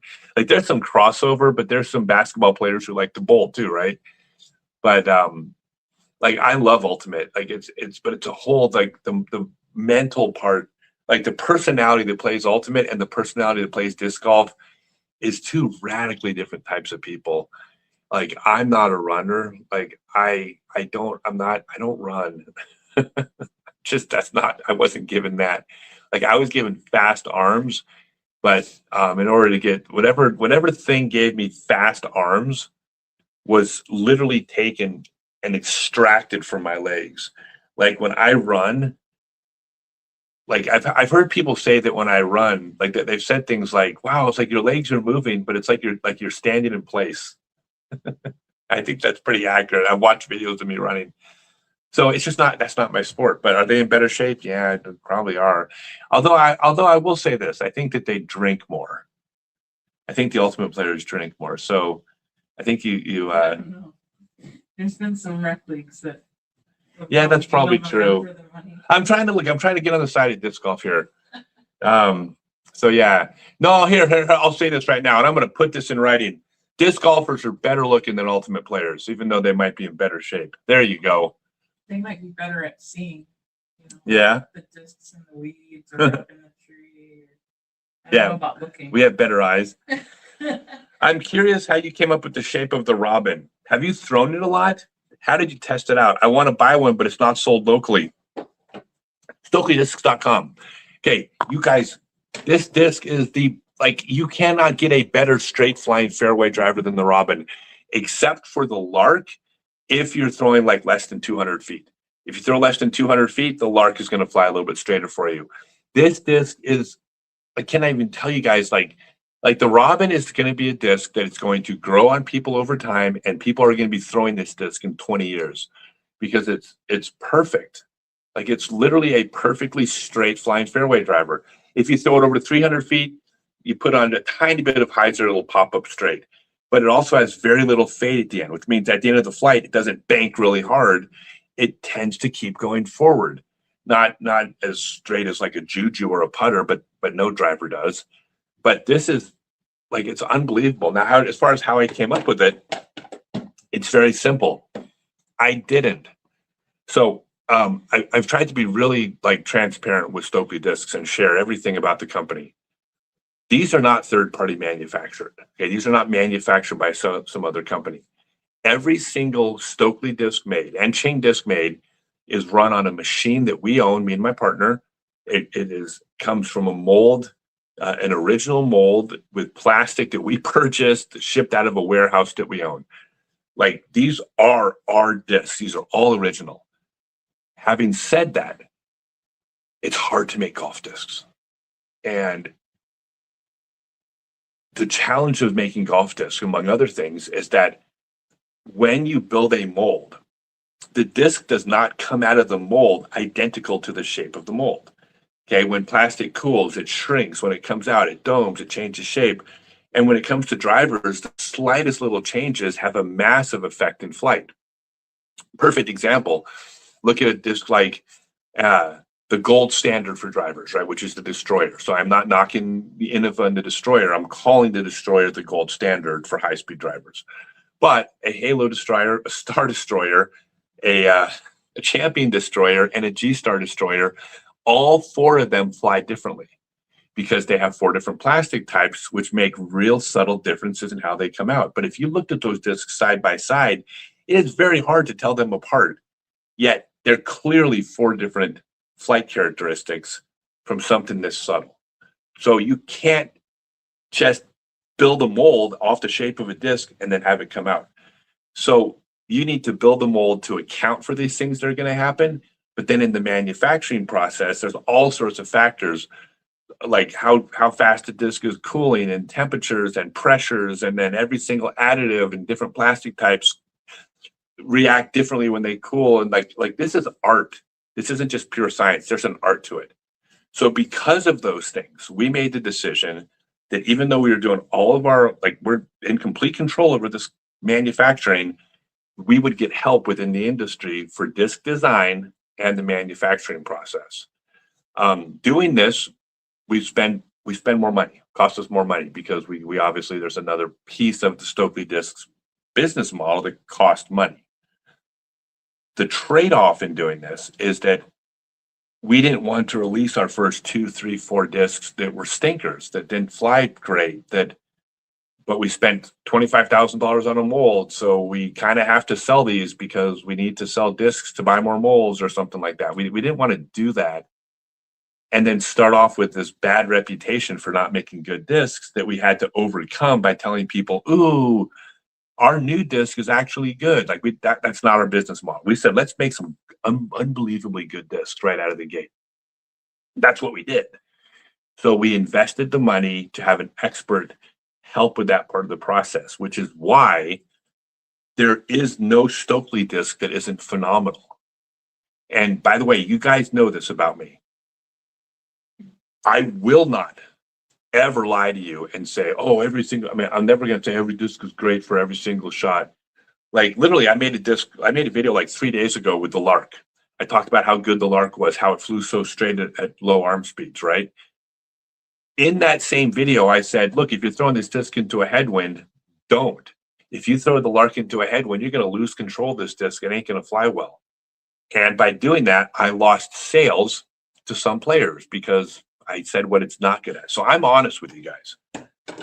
There is not a single Stokely disc made and Ching disc that isn't in my bag and awesome. But that cost money. We had to have an expert design good discs. So very long answer to the question, which was, how did I design the Robin? The answer is I didn't. But an expert at making a driver that flies like perfectly straight made it for us. If you guys like this content, if this is fun, if you're having a great day, if my tutorial videos are helping you play better, Stokely discs. You go to StokelyDiscs.com, buy these discs, and then well, first off, you're going to play better because they're great. Second thing is you can get on the team that's taking on the juggernauts in the industry.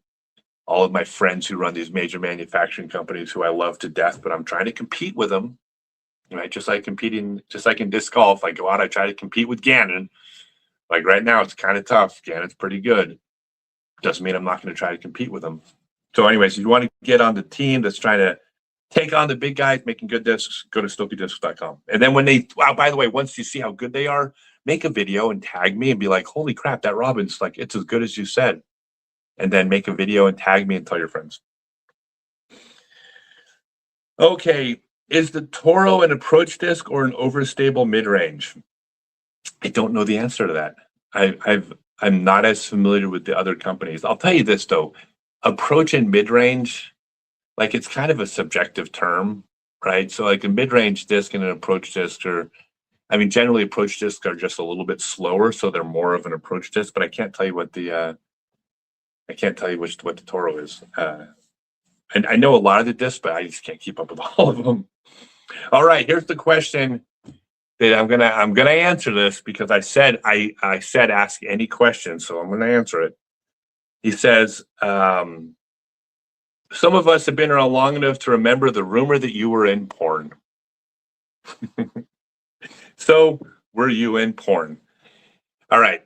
Yeah, that was okay. When my daughter was born in 2000, I took 13 years off. I disappeared from the sport because I wanted to be home to raise my kid. And at the time, there wasn't a lot of money in disc golf, but that wasn't the main thing. I was having the time of my life playing disc golf for a living. But I wasn't going to be on the road not seeing my kid. So I made the decision that my kid was more important, family first, right? And I didn't even the internet wasn't such a big thing, but I didn't really say goodbye to anybody. I didn't make an announcement. I just stopped. I took all my discs, got rid of them, and just said I'm done. 13 years, basically. And of course, all sorts of rumors came out of what I was doing for a living at that time. And I had heard, because I still had friends who played, and our friends told me about that rumor. So the first part is, I'll tell you, the answer is no. Right? I'm flattered that you would think so, but the answer is no. I was not starring in those movies. But I told my friends, I said, don't tell anybody what I'm doing. This is funny to me. I don't care. There's this really funny rumor out there. Okay, I think it's great. All right, so Um, what I was doing was I created from scratch what became the second most visited sexual health and education website in the world. Um, it wasn't an adult site, but it covered adult topics because it was an educational website, and it caught on. And there was a time when it was getting like, I forget, 750,000 unique visitors every month at a time when people are still using dial-up internet, right? So it was mostly US. It was pretty damn huge.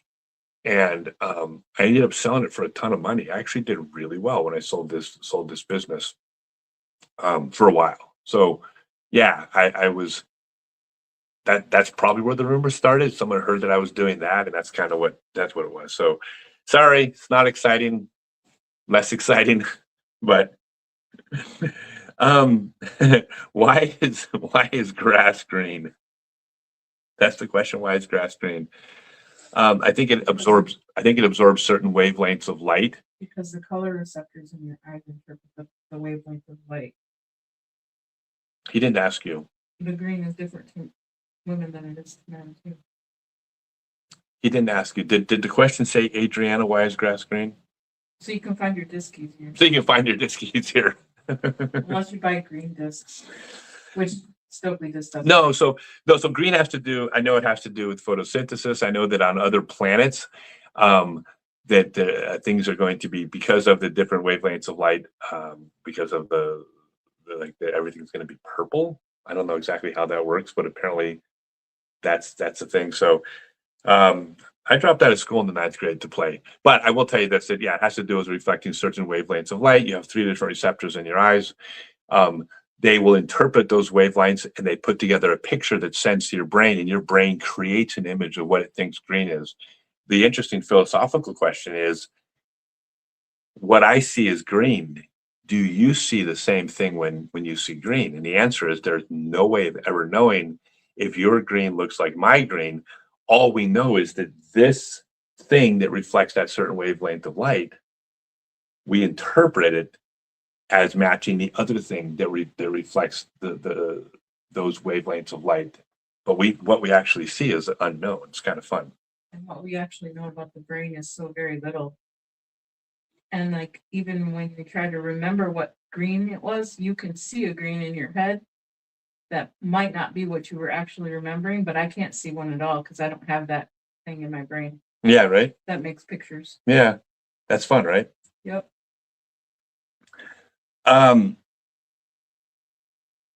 Yeah, so it just has to do with how she was just saying about how like little we know about the brain and how everybody's brains are different. And there's a lot of stuff you can find online about it. It's actually really, really fun. And also, our brains lie to us. How about that? Our eyes and our brains lie to us all the time too.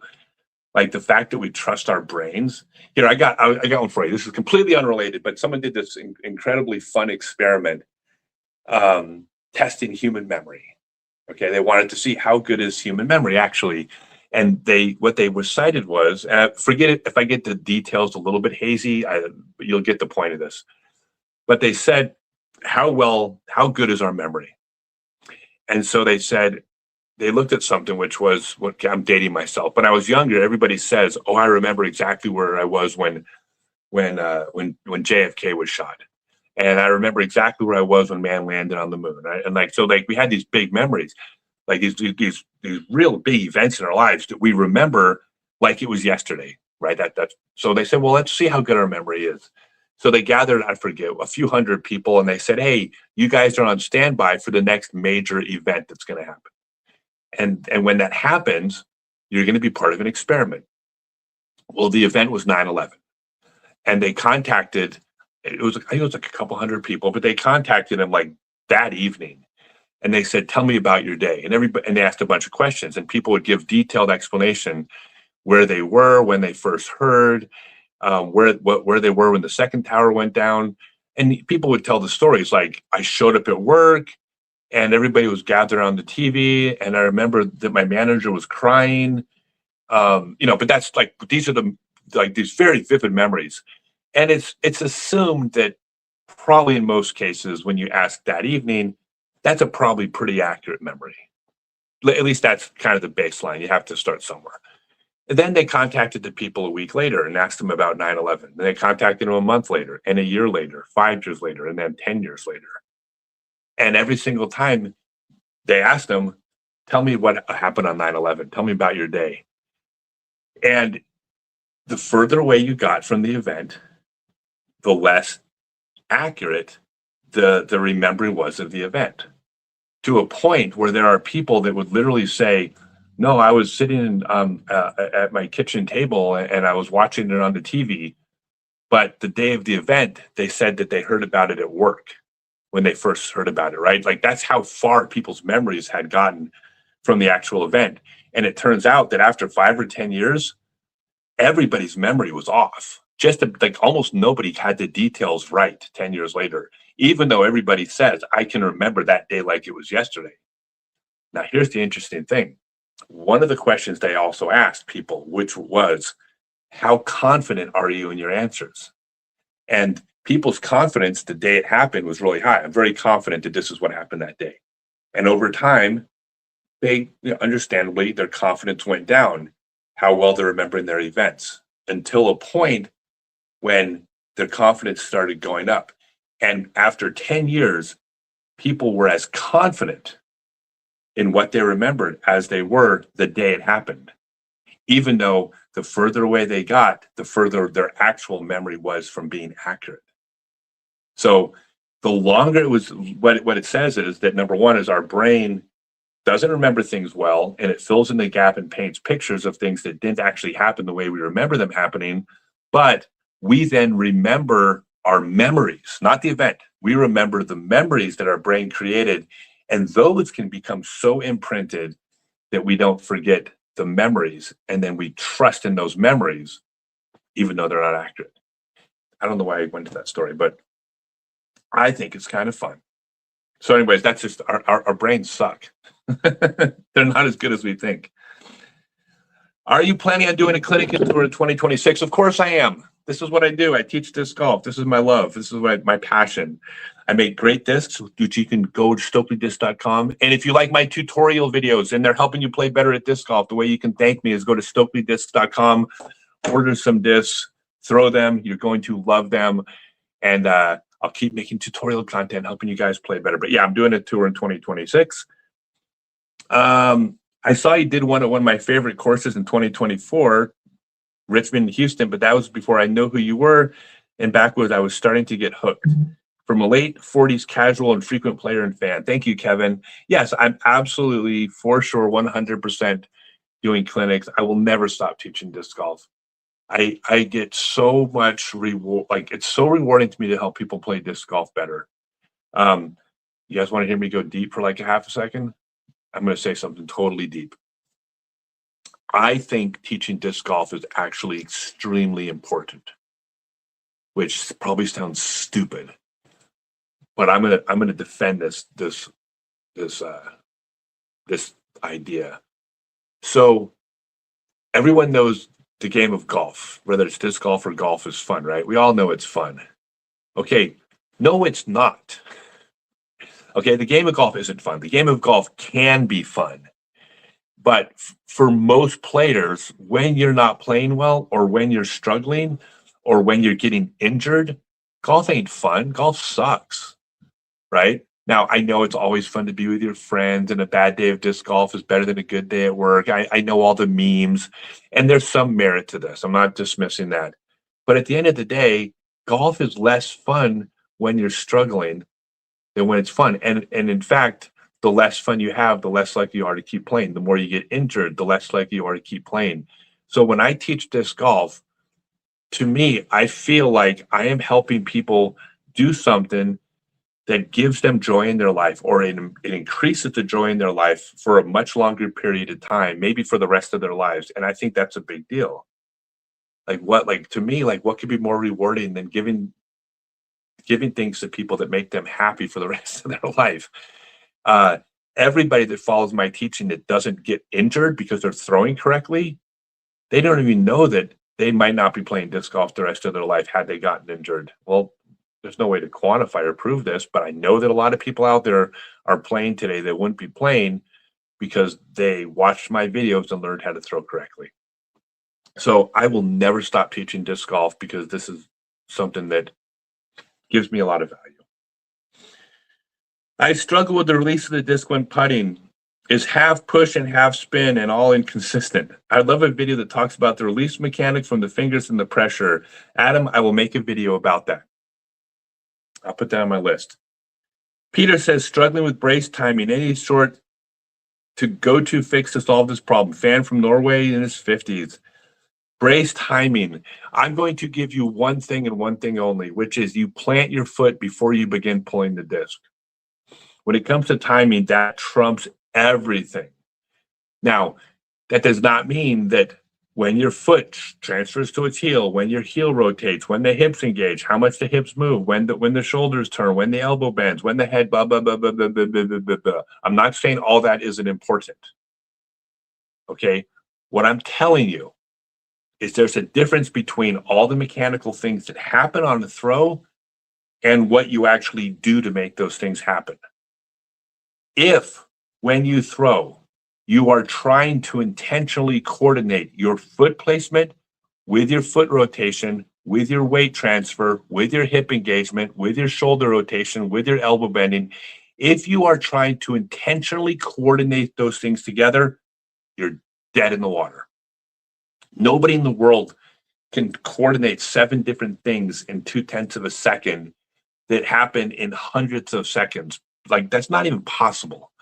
Okay, I'm telling you, you don't have to do this. All of those things I mentioned are important. Do not post to Reddit that I'm not saying hips aren't important and that weight transfer is not important. I'm not saying any of that stuff. What I'm saying is that if you're focusing on doing those things, you are focusing on the wrong thing. You're not going to get the results you want. If instead you plant your foot before you pull the disc and just trust everything else to happen, all the rest of these things that are so important will all happen correctly as they need to if you plant before you pull the disc and allow it to just happen. Okay? If you were, let's say, for example, you had something that was stuck in a wall, screwed into a wall, you're rebuilding your basement, so you're just trying to rip something out of the wall, but you got to grab it and just yank it out of the wall, but it's stuck in there really good. All right. Well, you could yank it out of the wall, right? If you reach back and yank it out of the wall, you're going to, let's say you have enough force where you're strong enough for when you pull it, it comes free of the wall. Okay. You successfully did that. At no point when you were doing that did you think about transferring your weight to your foot, rotating your hips, turning your shoulder. You didn't think about any of those things. But I can tell you, if you had done any of those things wrong and incorrectly, that thing you were trying to rip out of the wall doesn't rip out because your body's not moving at its most efficient when you do that. Right? I hope that makes sense. And by the way, I can prove this. Go ahead and try to even just start a lawnmower and think about transferring your weight and rotating your hips as you start that lawnmower. And it's going to be like, you won't even be strong enough to pull the cord. You know when you're strong enough to pull the cord? It's when you actually just reach down and pull and allow these things to happen automatically. Your body will automatically default in some cases to the most efficient, strongest setting. So plant your foot before you pull the disc, allow everything else to happen, and then don't post to Reddit that I said that hips and transferring weight and all that bracing's not important. I ain't saying any of that. That would be crazy. What I'm saying is that all those important things will all happen correctly if you plant before you pull the disc, but you have to plant first. Alan says you better be ready to call my throw and celebrate with me. Andrew says, what do you prefer, go throw versus Joe Mez coverage at events? What do you want more of in the way of events like ball golf coverage, lead card, disc golf? Did you start filming for the doco you were talking about last year? I like more. That's it. More content, the better. The more people out making content, you get to choose the person, the content that you want to watch. Who do you connect with? Who do you find entertaining? Who do you find funny? Who do you find educational? The more you have to choose from, the better. So which one do I like more? That's like saying which barbecue do I like more? I might like Kansas City, but that doesn't mean that Memphis or Carolina barbecue ain't better for you. So I love it all. The more, the better. Do a chicken wing. I can't do the chicken wing, but I'll show you this. I'm going to grab the Oh, wait, no, I'm gonna grab the Dallas Garber Wren. Put your hand on top of the disc. Put your thumb underneath. Turn it upside down with the thumb underneath the disc. Put the disc over your forearm, and then flick it like this. It's actually, the actual name of that throw is an overhand wrist flick. Chicken wings, the slang term for it. John says, my wife is Korean. I was there last year and played 2 courses, one in Daegu and one in Gyeongju. Yeonju.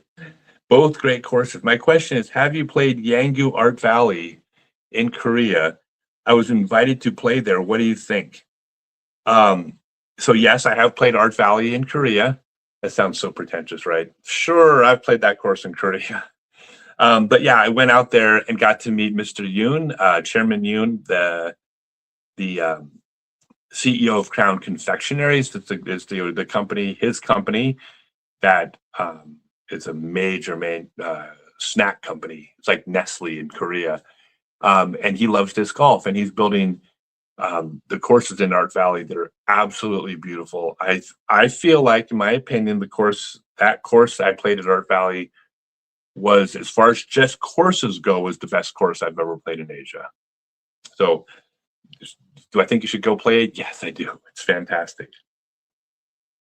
Where do you see age protected divisions in 10 to 15 years, at the touring level and at the local level? Same thing. This is Dan. What's up, Dan? No, I think that they're always going to be a great thing, and the age protected divisions are great because everybody gets to play with the people their own age or their own skill level, and that's fantastic. I think at the fun and competitive level, I hope they're around forever. At a national touring level, I just don't know. It's a free market. Like, the free market's going to vote. If someone goes out and covers a age protected division tournament and a bunch of people watch it, then they'll make more. But if they run an age protected tournament and it gets 4% of the viewers of the Pro Tour, then the market votes. So the market's going to have to vote on this one. And unfortunately, in sports, the market in most cases votes for the elite of the elite. That's just the free market, and I'm a big fan of that. So I love age protected. I mean, come on, I am age protected. These are my people. But it's also sports, and in sports, I think most people want to see the elite of the elite in most cases. Please come to the Baltimore area, Beth says. Please come to the Baltimore area. I need a lot of help. I might not be able to afford your coaching, though.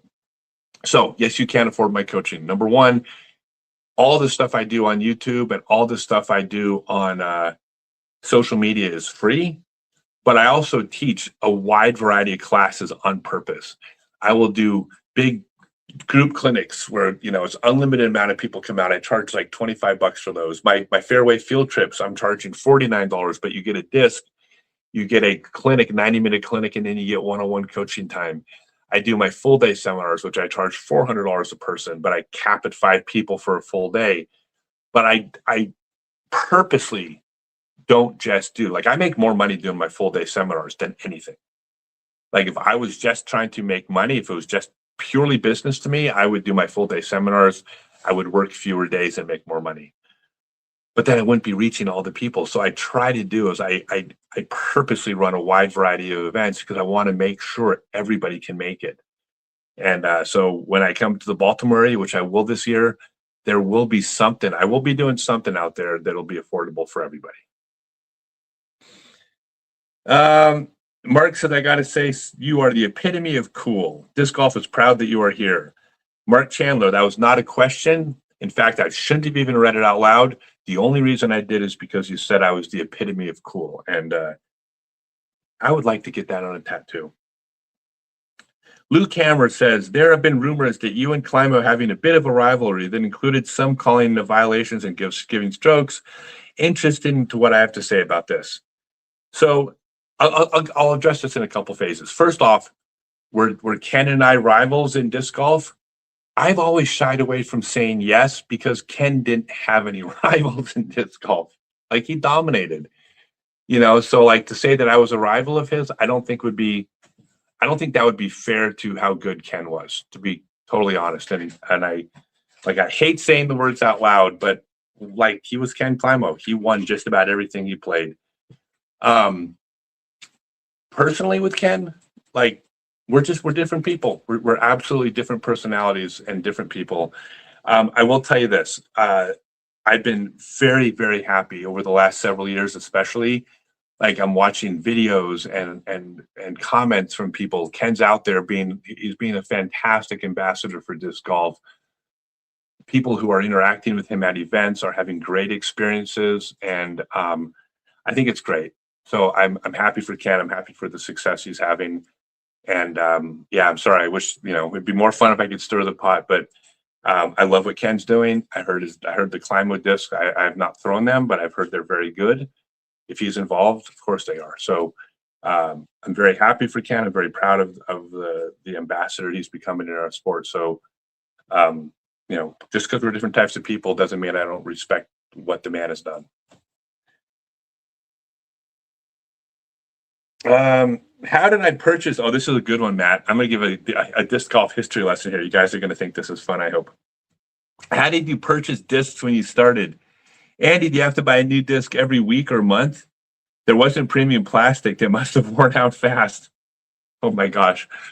No, it's not that there wasn't premium plastic. So the way you purchased discs back then, so first off, you could not. So when there were no beveled edge discs, that was 1983 that those came out. I first played in 76, but I started playing every day in 80 or 81. So played for several years without beveled edge discs. You bought Frisbees that Whammo put additives in. Initially, it was glow additives to make them heavier. That was the Night Flyers, which became Midnight Flyers. But all these were like the 119 you bought at the grocery store became the 40 mold, or it was always the 40 mold. The 50 mold became, or the 100 mold was the 100 mold. I think was the 141. But so these were the same Frisbees you bought in stores, and they were just heavier. One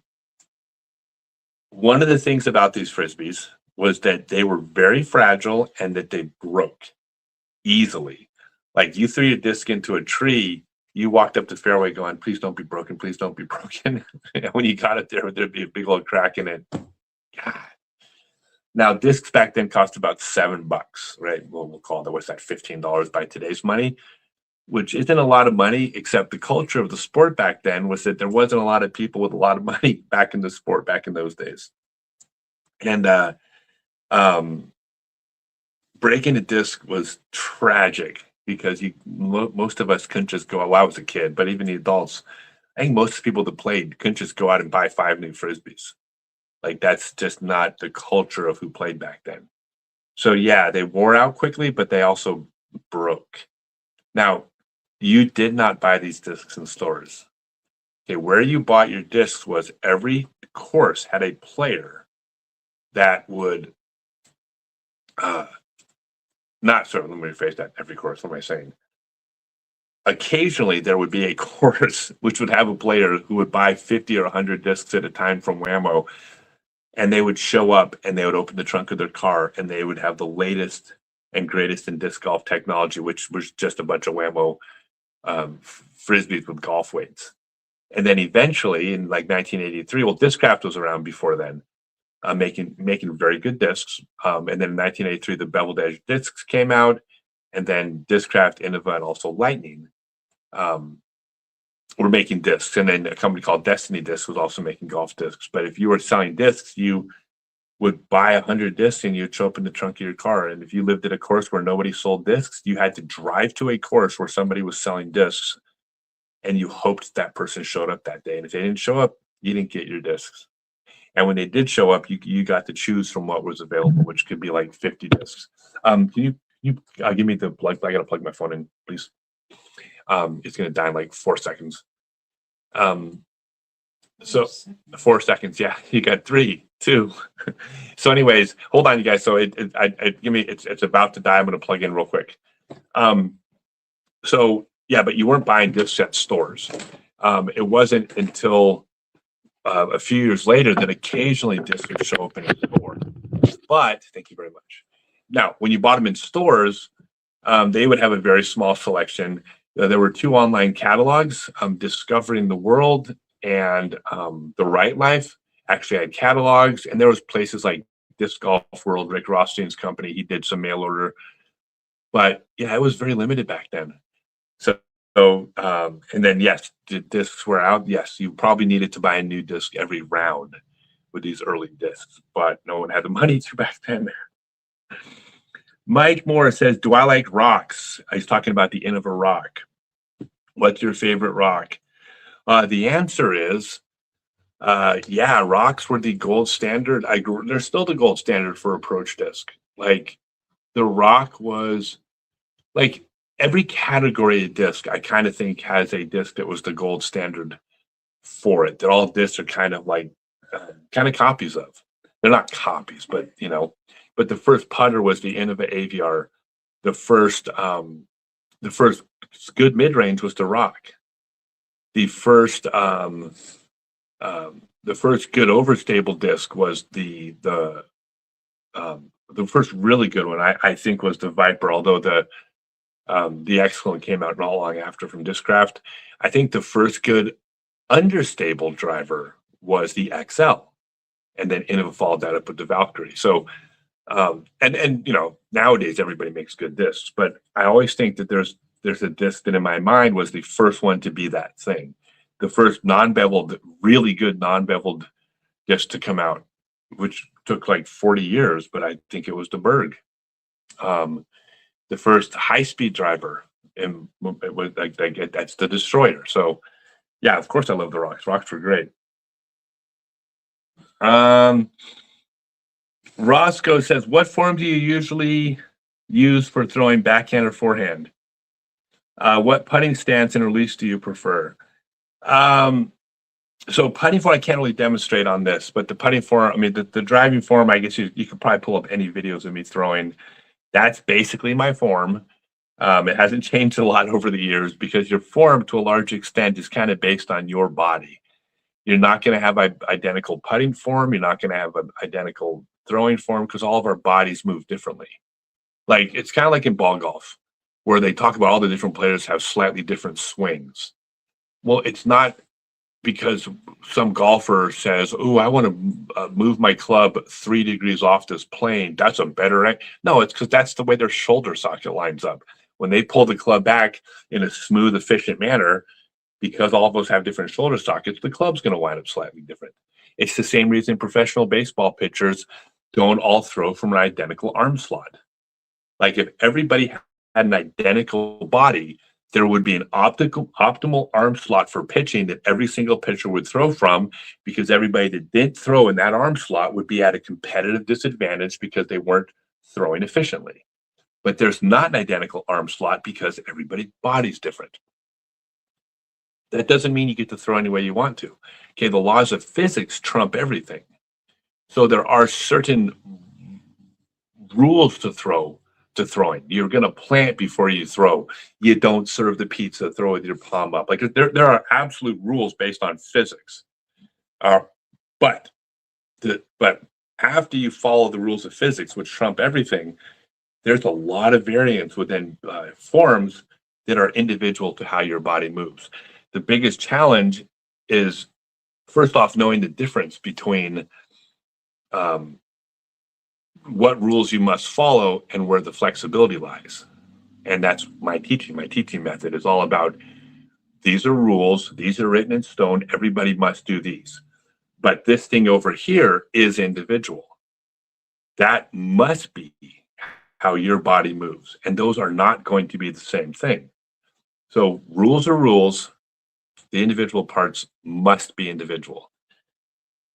So yeah, so then how, like my form and stance, and by the way, as far as putting stance, I have a kind of a basic spush putt, kind of a traditional stance with a spush putt, front foot turned about 45 degrees to the left, making sure my right shoulder is out in front because this is the hinge of the throwing arm, but I'm using a push putt motion down and up with a little bit of pop with the elbow.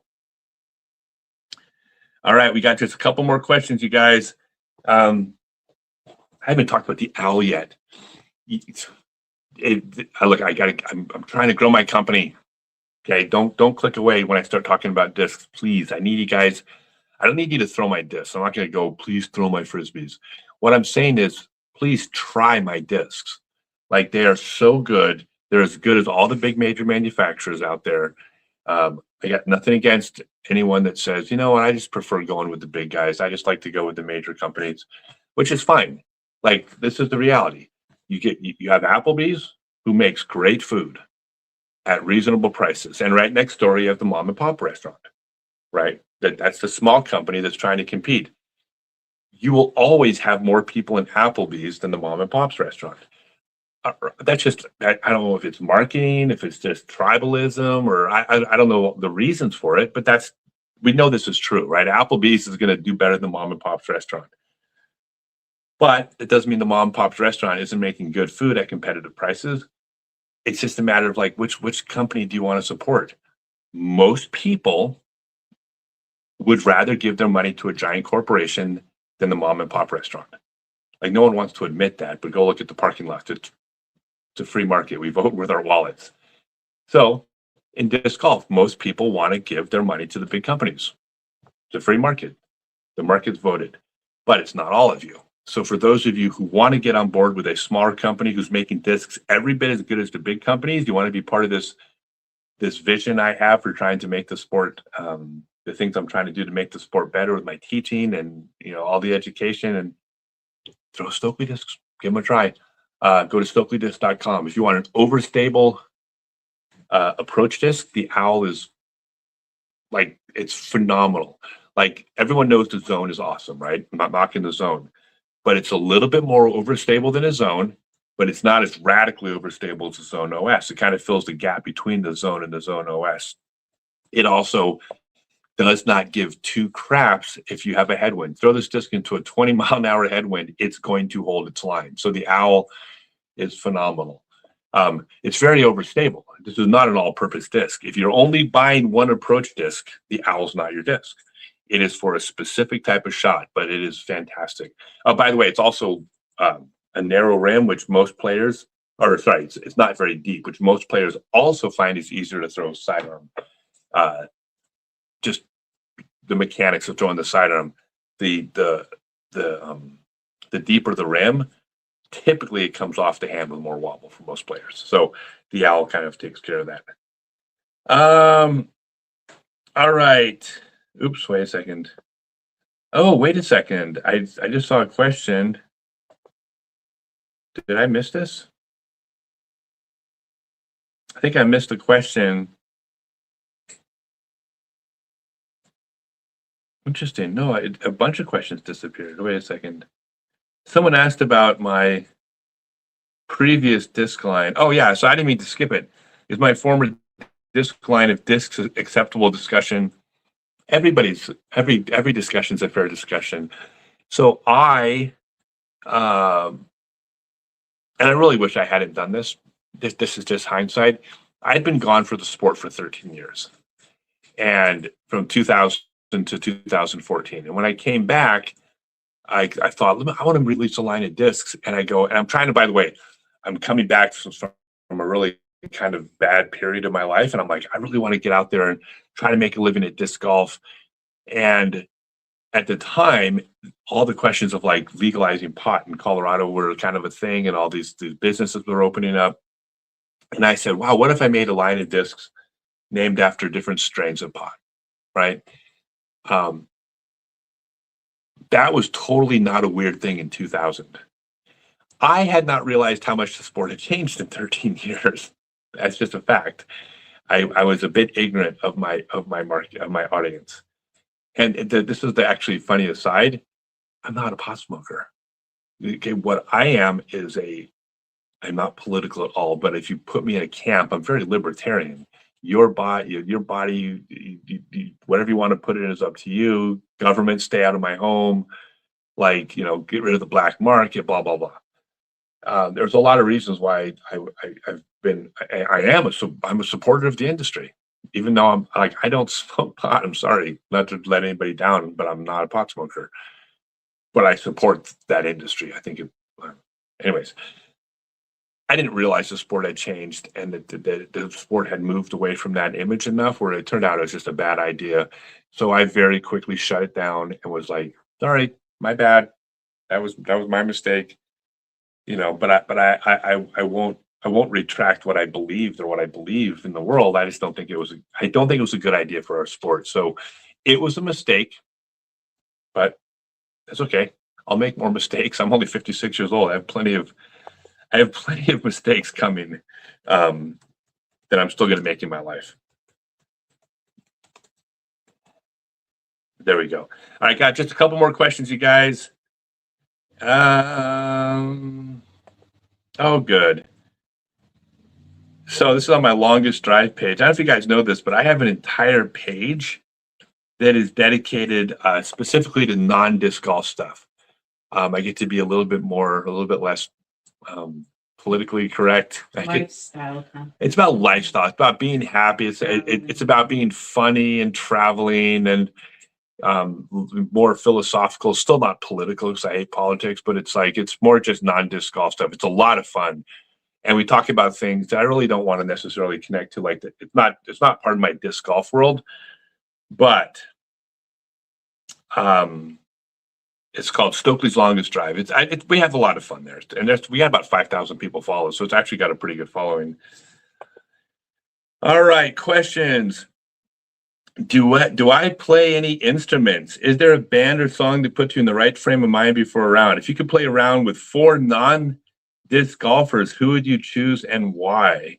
Okay, now I just a bunch of questions. So no, I don't play any instruments. I'm not mechanically inclined. I figured this out though about me.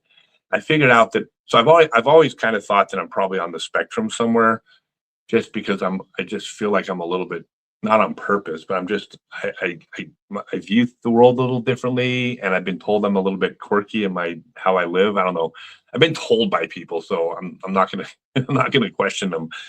But I also found out that I have a form of dyslexia. I always thought dyslexia simply meant the letters on the words were reversed, right? But another thing with dyslexia is it's a difficulty in operating 2 hands at the same time, which I've never really thought of or noticed. I'm very coordinated. I'm good at sports, and but I realized this when I was trying to be. I wanted to be in a punk rock band so bad when I was younger, and I was trying to learn how to play guitar, and like I got to where I could play like some basic, like I could play like some Nirvana songs. Man, it's pretty easy. But the amount of time I'd put in relative to how crappy I was at it made no sense. Like I'm not tone deaf. I'm not musical, and I couldn't. Like I've never been able to play with the amount of effort I put into it. I sucked, and I found out that one of the characteristics of or can be of dyslexia is both hands operating at the same time. So the idea of using 2 hands at once was actually something my brain just wouldn't let me do. So that's my musical background. If I could play around with 4 non-living disc golfers, who would you choose and why? God, that's just like I don't even know where to start on that one. Um, I would like to play with Charles Darwin. Before and then we'll play with Jesus too. I'd like to see if those two argue. Um, but I'd like to pick both their brains. How about that? How about oh God, how about Dave Brocky from Guar? And I get 4 right. Oh, how about Babe Ruth? He could bring the booze and the ladies. Although I don't drink booze, but anyways, there we go. I think it'll be a hell of a party. Babe Ruth, Charles Darwin, Jesus, and Dave Brocky. Yeah, that sounds like a good foursome. Well, it would be a fivesome if I was playing. What was my childhood nickname? Oh, that's a really good question. So everybody's always called me Stoke or by my last name. I've been called Stokely way more than me called Scott. But I did have one horrible nickname in high school, and I'll tell you about it. So my last name is Stokely. And well, there was a song that came out. It wasn't high school. It was the 8th grade that ruined my entire year. You know that song the song that stroke me Stokely, right? Stroke me Stokely. Um, at least that's what everybody in the 8th grade thought the words were to the song. So for like an entire year, I would like walk into like a classroom. Like, I don't know if you guys remember how like insecure and how much self-esteem issues most of us have when we're like 13 years old. But when you're 13 years old and all the boys are yelling, "Stroke me, Stokely," and all the girls are laughing, it kind of makes you hate school and want to play frisbee all day. So I would say for 1 year, I was called "Stroke me, Stokely." Um, You just had an entrance song. yeah, yeah. Now, I would like to point out, as an adult, I'm fine with you calling me "Stroke me, Stokely," but in this case, I've earned it. Let's see. What specific exercises and stretches help shoulders? I started throwing 20 years ago, almost exclusively sidearm, then quit for 5 years when I had kids. Got back into sport. I can only throw sidearm 100 feet without an audible click and pain in my shoulder and elbow, but I can backhand 4 rounds in a day with no issues. Jeff, there's a 90% chance I'm about to tell you exactly what the problem is. Oh my God, you're 90% chance I will solve what's causing that problem. So there are 2 different backswings. Let me explain. There's 2 different backswings. There's the backswing that goes up over the top like this. I call that the windmill. And there's the pendulum, which is the disc swings down. On the pendulum, the shoulder is the only hinge, right? Now, this is super important. On the pendulum, the top of the disc starts facing away from you. The disc swings down like a pendulum. On the windmill, top of the disc is facing towards you and it rotates around, not so much your shoulder, but around your elbow. Okay? Both of those backswings are valid. And the reason they're both valid is they appear to put your arm in the same position, right? They go back and your body and your arm and the disc are in the same place. But here's the thing. Because your shoulder rotated into position 2 different directions, for most players, something inside here is not the same, even though it appears on the outside that your arm's in the same position. Basically, when your shoulder goes one way or the other direction to get into position, something rolls over or rolls under, it's not the same. And when you do the wrong backswing and you throw, it's going to hurt. Or at the very least, you're going to lose power, you're going to lose spin, your disc is going to wobble more. It just doesn't work as well. And when you do the other backswing, it works better. I'm telling you, this is something, I mean, it's anecdotal, but it's thousands of players later anecdotal. Try both backswings. There is an 85% chance that when you switch your backswing and you throw, you're going to go, oh my God, it literally just doesn't hurt now. Now, the weird thing is that we're not all the same. It's not that one backswing puts our shoulder in the wrong position and the other backswing puts it in the correct position. The fact is that about 75 to 80% of players should do the pendulum and only about 20% of players should do the windmill, but it's not everybody. And the reason why is just because we're all built a little differently. Our shoulder sockets aren't identical. Like, we're just not the same. There is a video. All you got to do is look for Scott Stokely sidearm backswing video on YouTube. If you watch that video, I will explain the differences. And again, there's about an 85% chance that this is going to make your shoulder pain go away on the very first throw. And you're going to be like, oh my God, I can't believe it was that easy. Now, that's not a promise. There is a chance that you have an injury or past issues or some reason your shoulder, it's just limits your ability to throw a sidearm. But there's a 5 out of 6 chance that just changing your backswing will fix it. Go watch that video. Oh, and by the way, I'm going to say this, and I'm going to say it like to everybody. If you watch these videos and all of a sudden it doesn't hurt anymore and you're throwing farther, the best way to thank me, go to StokelyDisc.com. Check out the Robin here. Check out the Peregrine, the overstable driver. It's such a great sidearm disc because it will hold its angle no matter what you do. But if my tutorials are helping you, the best way you can thank me is just go to Stokely Discs and give my discs a try. I ain't telling you to bag a disc if you don't like it. What I'm saying is you're going to like them because these are great discs. And then, of course, post to social media how good they are and tell all your friends that, oh my God, these discs are great. So, yeah. So, Jeff, if I save your shoulder, you can throw sidearm again, and now you can throw sidearm for the next 30 years. you can buy a couple discs. That's the least you can do. I don't care. I'm kidding. I don't charge for anything I do. I always make it optional. But yeah, I think this is going to make the biggest difference for you. All right. And then my last, let's see. Joseph says, what's the square root of pi? Let's see. Well, if you have a pie, pies are usually round, not square. So the square root of a pie, if you plant a pie in the ground, it grows roots. Root barb? No, that's rhubarb pie.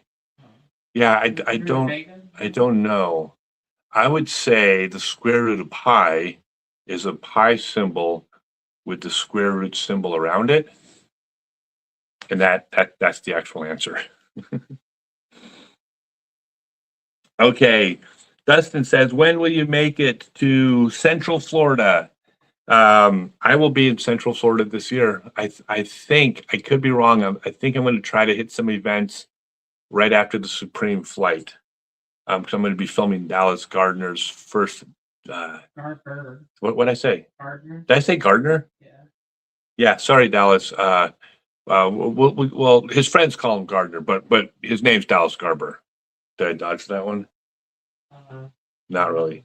Okay. Dallas Garber. He is first year on tour, and I'm going to be filming, not necessarily filming his whole round, but I'm going to be telling the story. Last question.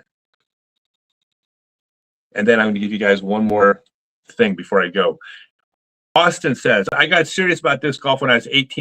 I'm now 29. I was planning on playing college baseball, and through some family struggles, I decided to still go to college, but try to focus on reality golf. Got the girlfriend and her dad involved. Now it's a disc golf shop in Portland, Ohio.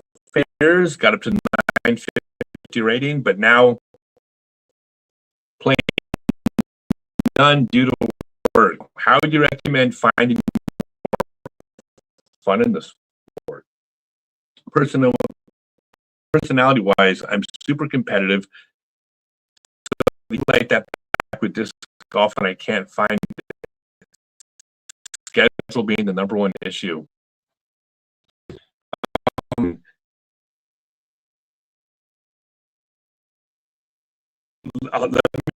explain. So, first off, when it comes to disc golf and anything in life, that's what that gives you joy. But there's no rule as to what I think has to be. Like fun. Well, what does that mean? Like, well, what if fun for you is training? That might be fun for you. That's not fun just because you're not out there goofing off. Some people play for the exercise. Some people play to be out in nature. Some people play for the personal challenge play. So I don't think that's just. And I hate to give you a crappy answer, Austin. Able to do because of work, that's kind of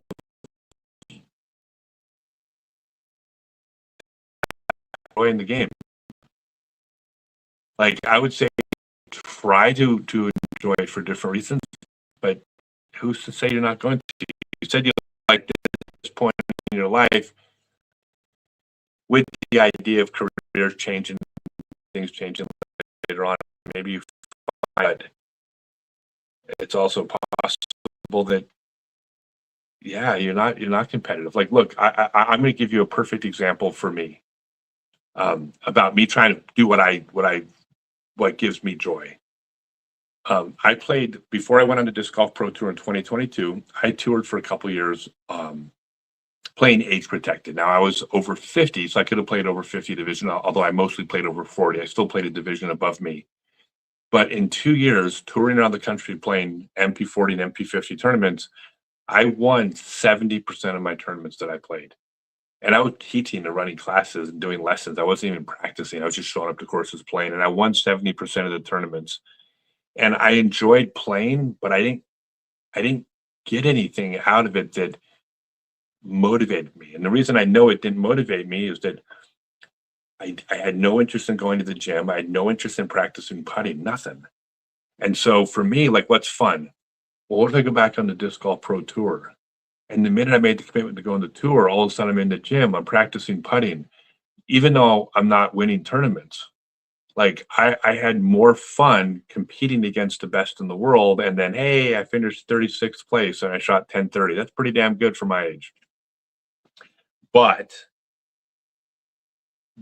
most people would not understand why that would be more fun than going out and winning tournaments. Like, I'll give you one more example.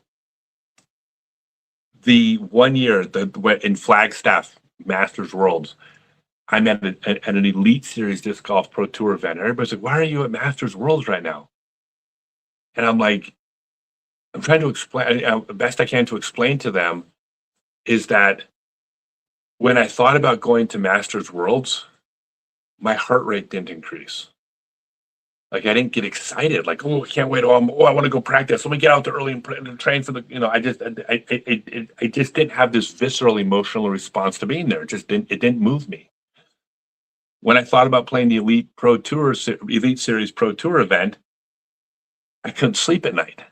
I would wake up early to go practice putting before eating breakfast, and I was out there because that's what got me excited. And at that tournament, I finished 20th at a Disc Golf Pro Tour Elite Series tournament at 53 years old. I finished in the top 20. And to me, just for me, I ain't speaking for anybody else, but emotionally, that moved me and meant so much more to me than anything that would have happened at Masters Worlds. I finished top 20 at an Elite Series Pro Tour event against the best in the world. I was beating world champions. So I can't go to compete because other people think that's why I should play the game. I got to go to the places where it moves me to play. And you got to find your own thing that moves you too. And if it turns out that you don't like playing without the competition, then maybe that just means that that's not your game today. And maybe you wind up like, you can't manufacture what you like. So I hope that's not a crappy answer. I don't want to make it sound like I'm being negative, but you sound like you were a very competitive athlete. And there are people out there that if you're not competing, it doesn't move you. And if it doesn't move you, it doesn't move you. That's just the way it is, you know? So I think you have to figure out what makes you happy and then stick to that. All right, you guys. One final message then before I log off. I'm going to make one more pitch. And I can see how many people are in the room. So I'm going to make one more pitch about Stokely discs, and I'm going to look to see how many of you leave, and then I can tell if this is if I'm losing you with my pitch. So StokelyDisc.com. I have 7 original molds, and we bought Ching discs. I have 2 original Ching molds as well. So we have 9 models out and more coming soon. These are phenomenal golf discs. Are they better than the major manufacturer golf discs? Of course not. Are they worse than the major manufacturer golf discs? Absolutely not. Right? Everybody makes good discs. And these discs and this plastic, like the Robin and the Peregrine, this grippy Champion plastic on the Ching discs is this is the grippiest. God, you can't feel it. But this right here, as far as Champion, the kind of see-through plastic, this is the grippiest Champion plastic on the market. I'll put it up against anything as far as tackiness. Like, they're phenomenal discs. They're good as anything else out there. So the question for you guys is twofold. Like, do you want to support an up and coming company and who makes discs as good as the big guys and help me get on the help me get going? Well, we're already doing pretty good. I mean, people love the discs, but do you want to be part of this movement?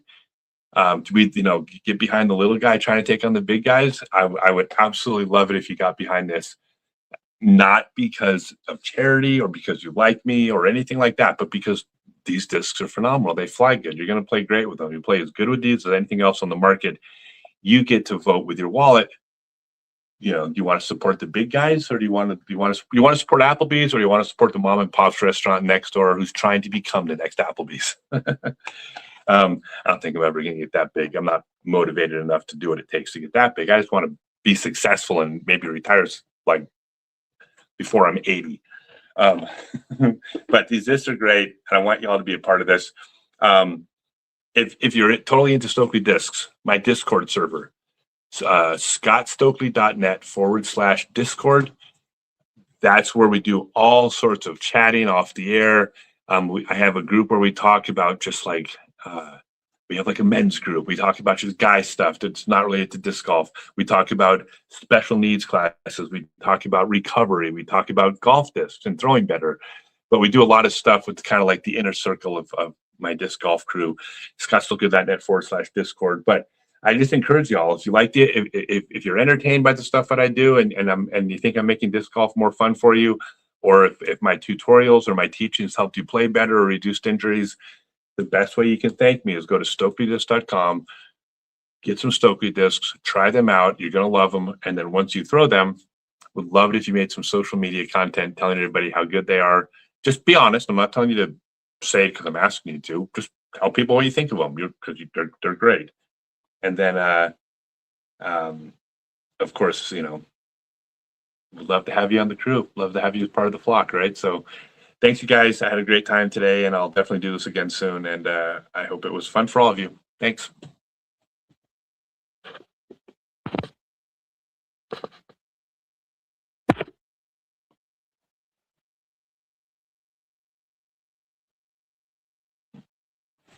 Yeah, I clicked end stream, and it's still, I clicked end stream, but it's still, oh.